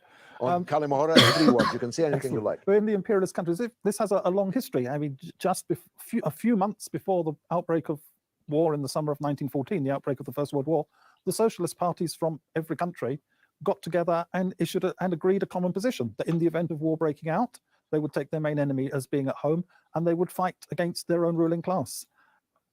So, according to him, the socialist parties of the world basically said in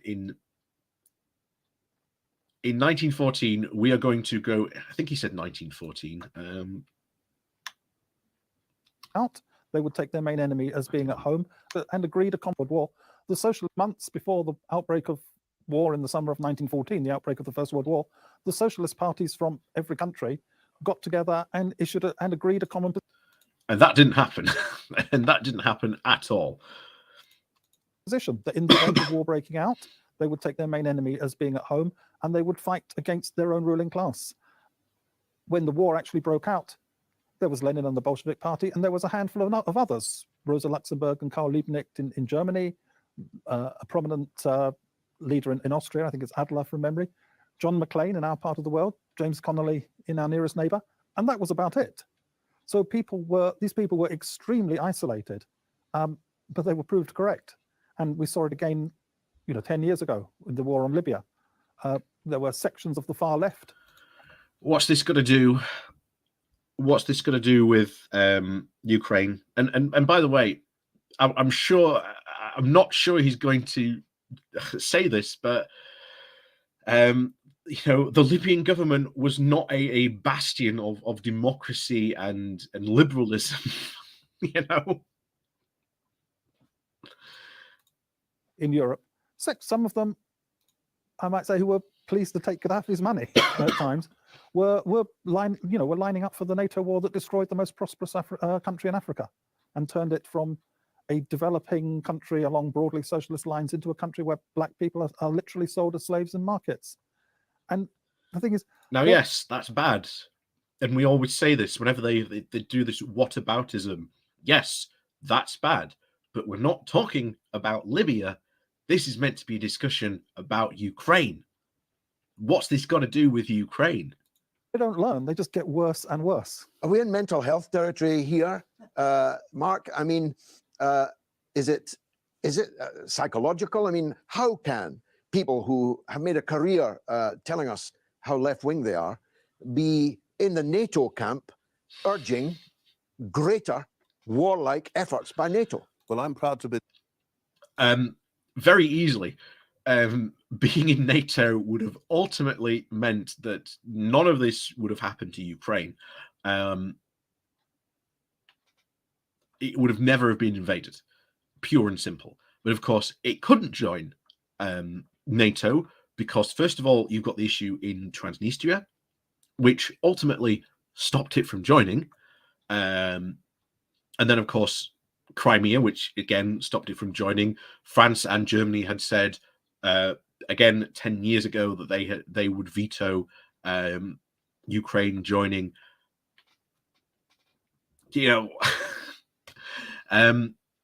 But it's very, very clear, I think, that it's probably going to come out that I think one of probably the best psyops that Russia has ever committed on the left in the world was convincing them that NATO was no longer necessary.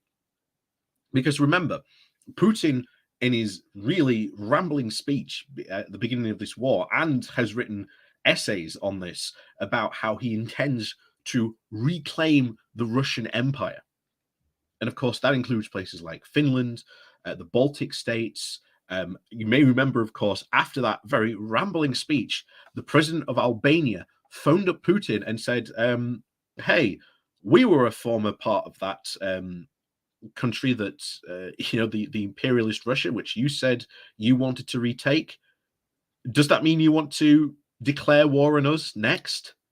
And Putin had to assure him that's not what he meant. Watch out, Albania.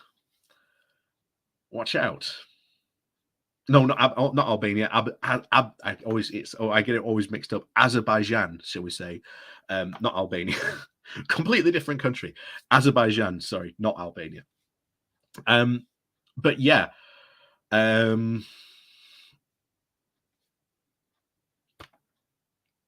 Really worrying, of course. And oh yes, you are right. Anti-racist campaigner.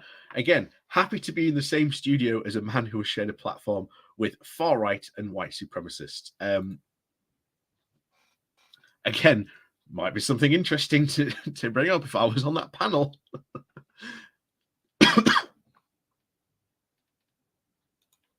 The author of a book about a fine parliamentarian of colour called Shapoorji Saklatvala. And he not only would have kept his name on that Stop the War statement, but probably would have wanted to toughen it in terms of its criticism of imperialism. Okay, you just said he was a critic of imperialism.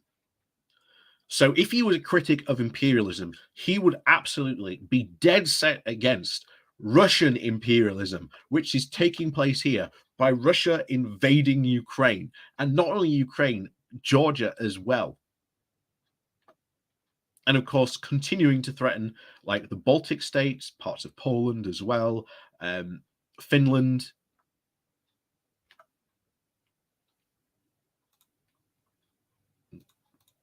As an Indian and as a communist. And that's what's lacking. We've not just got clientist journalism, we've got clientist politics based in Parliament. And the Socialist Campaign Group of MPs, more than 30 of them, they were your comrades and colleagues back in the day when you were in Parliament. And where's their voice been raised against what's going on? Because anyone with two eyes, anyone with two eyes and the ability to look at what is going on is the very, very simple situation. Russia is invading Ukraine. And again, it's shocking that Andre Walker, a guy who we would normally disagree with 100%, gave the best goddamn analysis and take on Ukraine, of course, bar his comments about the EU, and of course the bizarre comment of wanting to the EU wanting to start a war in Ireland. That aside, of course, he gave easily the best take on Ukraine, and you saw on all their faces the look of horror that he was daring to challenge or daring to say these things. The basic phrase, which none of them have said so far, which it's that Russia is invading Ukraine. Not one of them, bar Andre Walker, has said that. And that should shock you even more than anything else on this panel. The fact that he, Andre Walker, was giving a far, far more better and accurate assessment than anything else.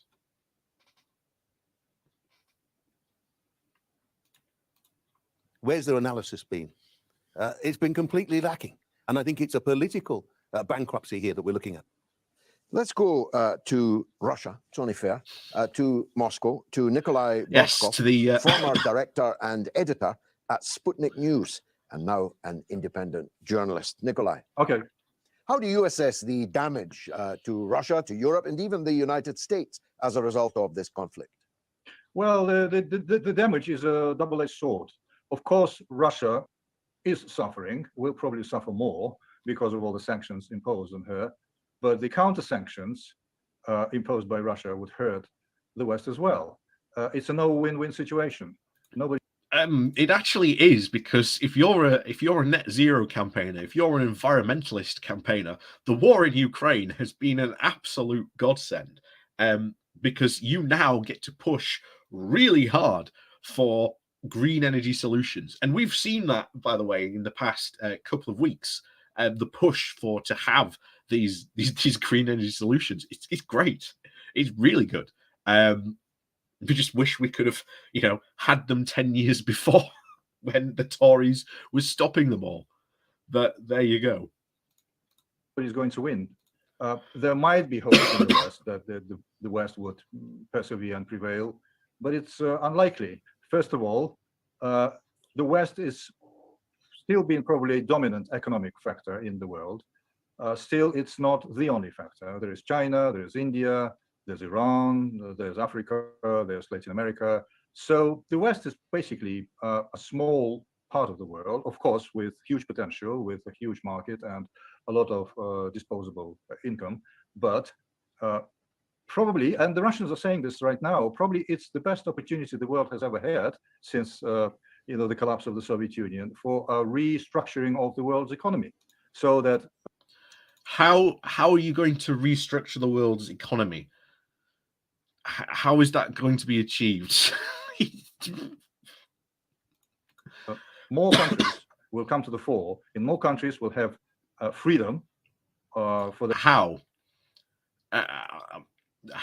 are these other countries going to come to the fore over the idea of world economies? Russia isn't exactly an example of a shining economy. It is very, very dependent on its natural resources. It has very, very little manufacturing, or at least good manufacturing, going on. Its economy, for the size that it is and the population that it has, is roughly about the same size as Italy. Russia really isn't the shining example of an economy suddenly stepping forward to lead the world on these things. Their economies and for their trade, as opposed to right now when everybody is basically is dependent on the U.S. market and the U.S. dollar and the goodwill of the Federal Reserve System and the World Bank and the International Monetary Fund. You know what that says? You know what this really says? That in the age of interconnected global economies and global trade, that if you decide to go to war against another country like Russia has, we're going to put sanctions on you and cripple you economically, which, by the way, prevents war, because other countries are looking at that and going, maybe we're not going to do that. You're in Moscow. How are the people coping with this crisis? How many agree? How many disagree? Well, obviously, there is a split in the Russian public opinion.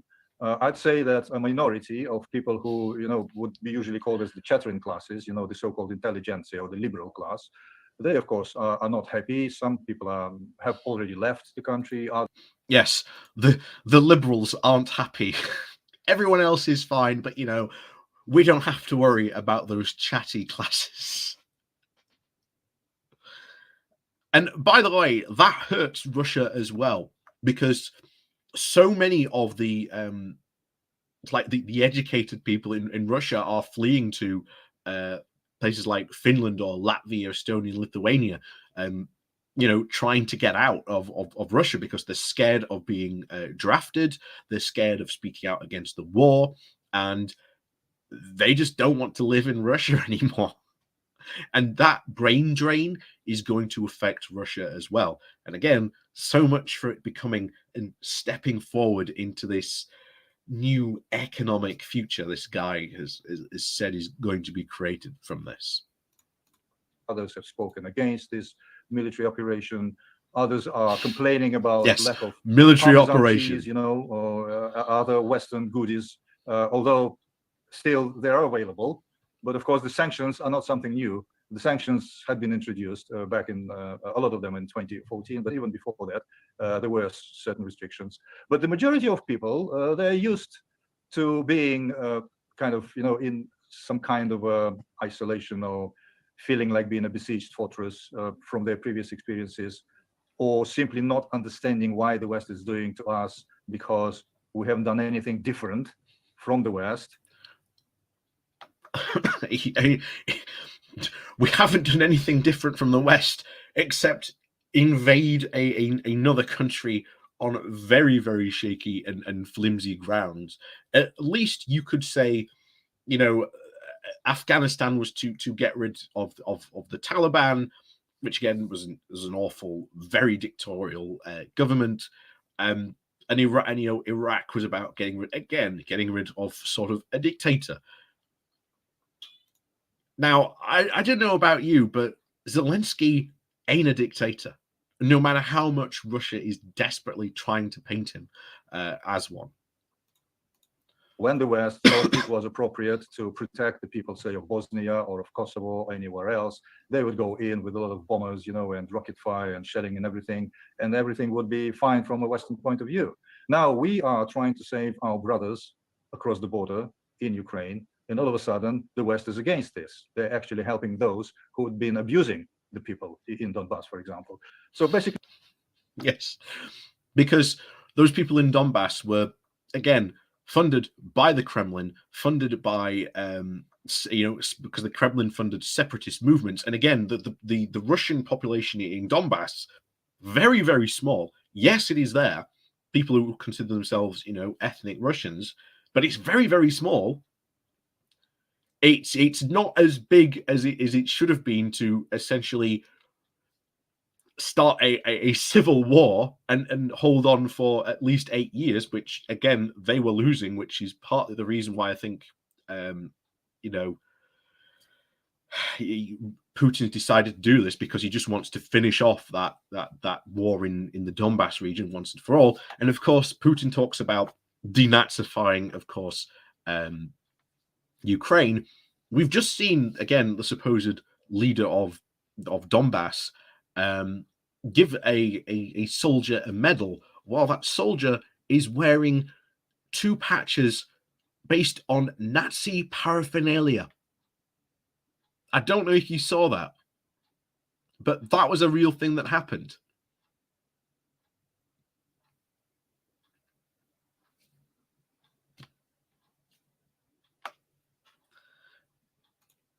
the general mood for now is that it'll end up soon. Let us finish our job in Ukraine.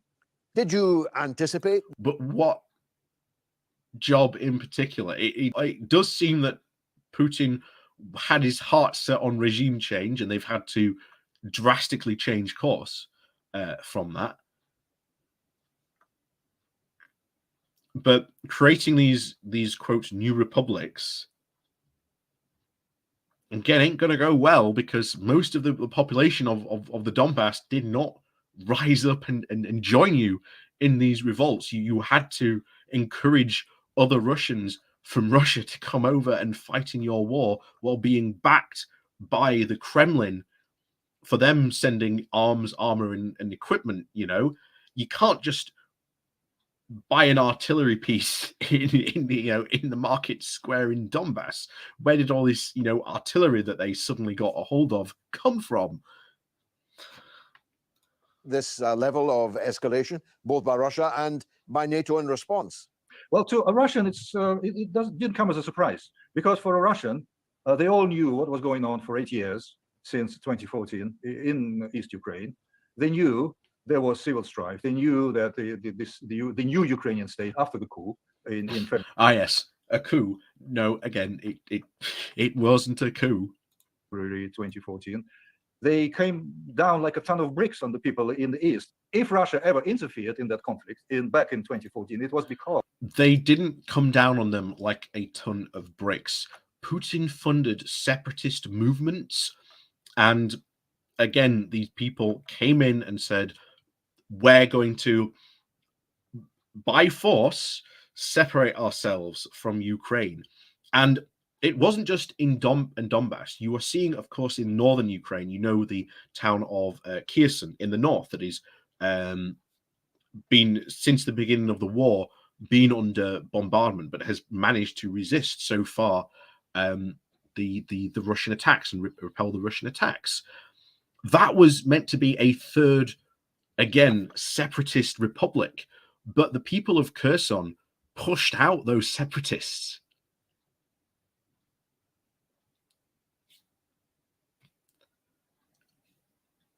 And again, the areas where, again, prior to the war, if you look at where the Russian separatists were holding, those were ultimately the areas where they were the biggest amount of ethnic Russians in that area. So I think we're going to go. Been going for 2 hours now. We're going to finish at least until this guy is done with his ridiculousness, and then we're going to wrap it up after that. So we'll finish off with this guy, and then we'll wrap it up. Because Russia felt responsible for protecting people in East Ukraine against the aggression by the state from Kiev. That was the issue. It was not. What aggression? You mean armed uprisings against a democratically legitimate government, and those separatists were backed by Russia? Is he going to bring that up? Very much different from what the West was accusing Belgrade of in Kosovo. When Kosovo started protesting, Serbian police started trying to put it down.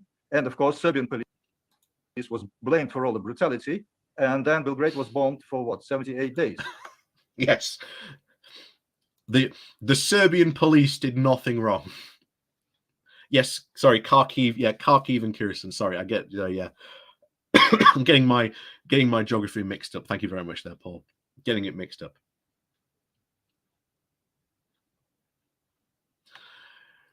So this is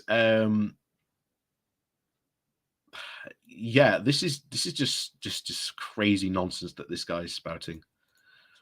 So we're in early days in Ukraine right now. But if NATO followed their own logic from Kosovo, they should be bombing Kiev right now. Do you think we're headed into a cold? Why? There was no genocide happening until very recently in this invasion. So by that logic, should we be bombing Moscow?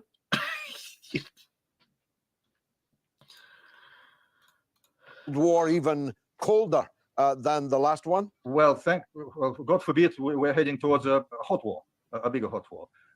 I'm not entirely optimistic, because you have to understand, when President Putin says that we and the Ukrainians are one people, you may also interpret this as the Ukrainians are as hardy fighters as we are. No, when Putin says that we are one people, he literally means we are one people. You should be under my glorious rule.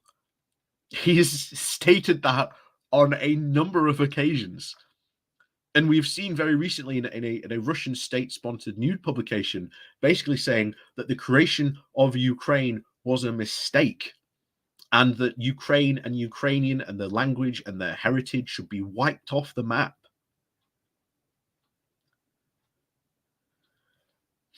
So yeah, we've got to worry about probably the potential of more unfortunate genocide happening to the Ukrainian people by the Russians, because they're being egged on by this narrative that, hey, it's all right to do this stuff because, hey, these people are Nazis, right?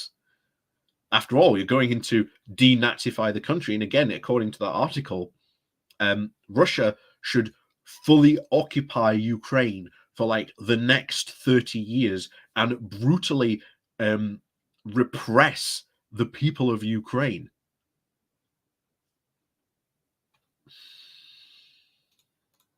So in a way, in a lot of people's minds, this is not really a war between Russia and Ukraine. In a way, it's a fratricidal war. It is a civil war. What do you say to those that theorize that this has all been a... Yes, this is a civil war. No, Ukraine was never part of Russia, hence it was not a civil war. It's not like the region of the Donbass, which is a civil war. For Russia, and that Putin has fallen into it, and that the European Union and the NATO countries, never particularly united these last years, are now united as never before. Well, the general line of thinking in Russia is that, yes, it was provoked by the West, but not necessarily because they wanted to reintegrate or reunite. The understanding is that the real big target for the West, especially for the United States, is China. Now, what? What? So how does that then justify Russia invading Ukraine? What? If China, in its future conflict, a lot of people believe is inevitable with the United States, if China has a backup in the face of Russia, Russia's energy, Russia's military power or whatever. Because the first thing, Yes, Russian military power, because it's been on fantastic display in Ukraine, hasn't it? Again, this is complete nonsense. This is absolute nonsense. Basically, a war with China would devastate not only the world economy but China's own economy as well. China does not want a war, just as no one else wants a war. the United States would do if there's a conflict between them and China, they would cut off Chinese maritime supply routes. So the only supply route to China, if there is a conflict with the United States, would be from Siberia. Hence, the power of Siberia gas pipeline, for example. There are oil pipelines as well. They're not being used right now, but a lot of people suspect these pipelines had been built actually in the case of a major war between China and the United States. So the people are thinking that if Russia is undermined and weakened, China would be next. And when they hear, for example, now, of course, I have my disagreements, of course, about China. It's far from a perfect country, but at this moment in time, economically, China is doing far, far better than Russia. And why would Xi tie himself to a country that is economically failing so bad at this moment and failing so bad against all this stuff? We've seen Russian military factories run out of parts to build tanks because they're not getting the support or the supplies in now. So that's starting to bite. And we've said before, the more time the Ukrainians buy, the more and worse that the situation turns against Russia, especially economically. example, that some Chinese companies are following or abiding by the sanctions, and there are some Chinese companies who are abiding by Western sanctions. People in Russia are saying, this is not clever, because once they get rid of us, they would go after China. So China. Why? What reason or justification does the West have to go after China currently? Now, of course, there are things, obviously, like Taiwan and et cetera, et cetera. There are many things you could name, but the West hasn't shown any particular interest in going after China.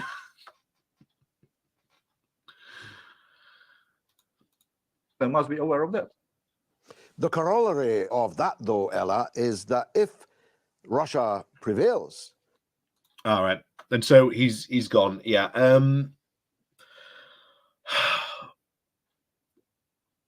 What can we say about this, summing all this up? This has been typical Galloway on display at the, again, highest levels of his idiocy, stupidity, and outwardly supporting Russia to unparalleled degrees, especially being what's going on recently. It would be interesting to see how, if he changes his tact, given obviously the massacres that we've seen in Bucha. But I think Galloway's going to come out and say, oh, it's just a false flag. These people weren't killed by Russians, they were killed by Ukrainians. Where's the evidence? The overwhelming evidence and witness testimony has been from these Ukrainians in these occupied territories saying it was the Russian soldiers that were doing this to us.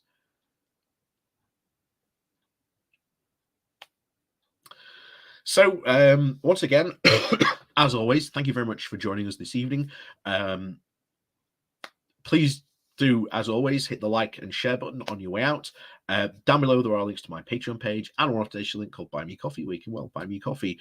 And thank you very much to all those people who, again, do support the channel. Thank you very much. I think it was Cathal OG for sending a super chat during the show. But as always, thank you very much for joining us. There is going to be a Good Morning Walk, but it is not going to be on Saturday, just to keep you on your toes. But of course, thank you very much for joining us. Like I say, good evening, good night to everyone. We'll see you this weekend for the Good Morning Walk. And of course, watch out as always for the videos that we've got coming out this week as well. So I don't know if we'll cover Galloway, to be honest, next week. It depends. We might have a look at Andre Walker. It's been a while since we've covered Andre Walker. And like I say, shocking that even though, again, heavily disagree with his views that he posted about the EU and the EU starting a war in Ireland, which, again, completely and utterly dumb. But it is shocking that he was the only one on this panel that has given a full and proper, accurate view of what was going on in Ukraine, and not a single one of them was happy about what he was saying.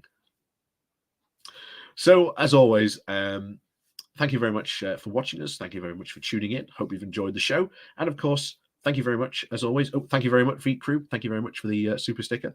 Thank you very much for joining us. And of course, we will see you all very soon for another, well, interesting show, as always. So, as always, see you all next time. God, I said always a lot there.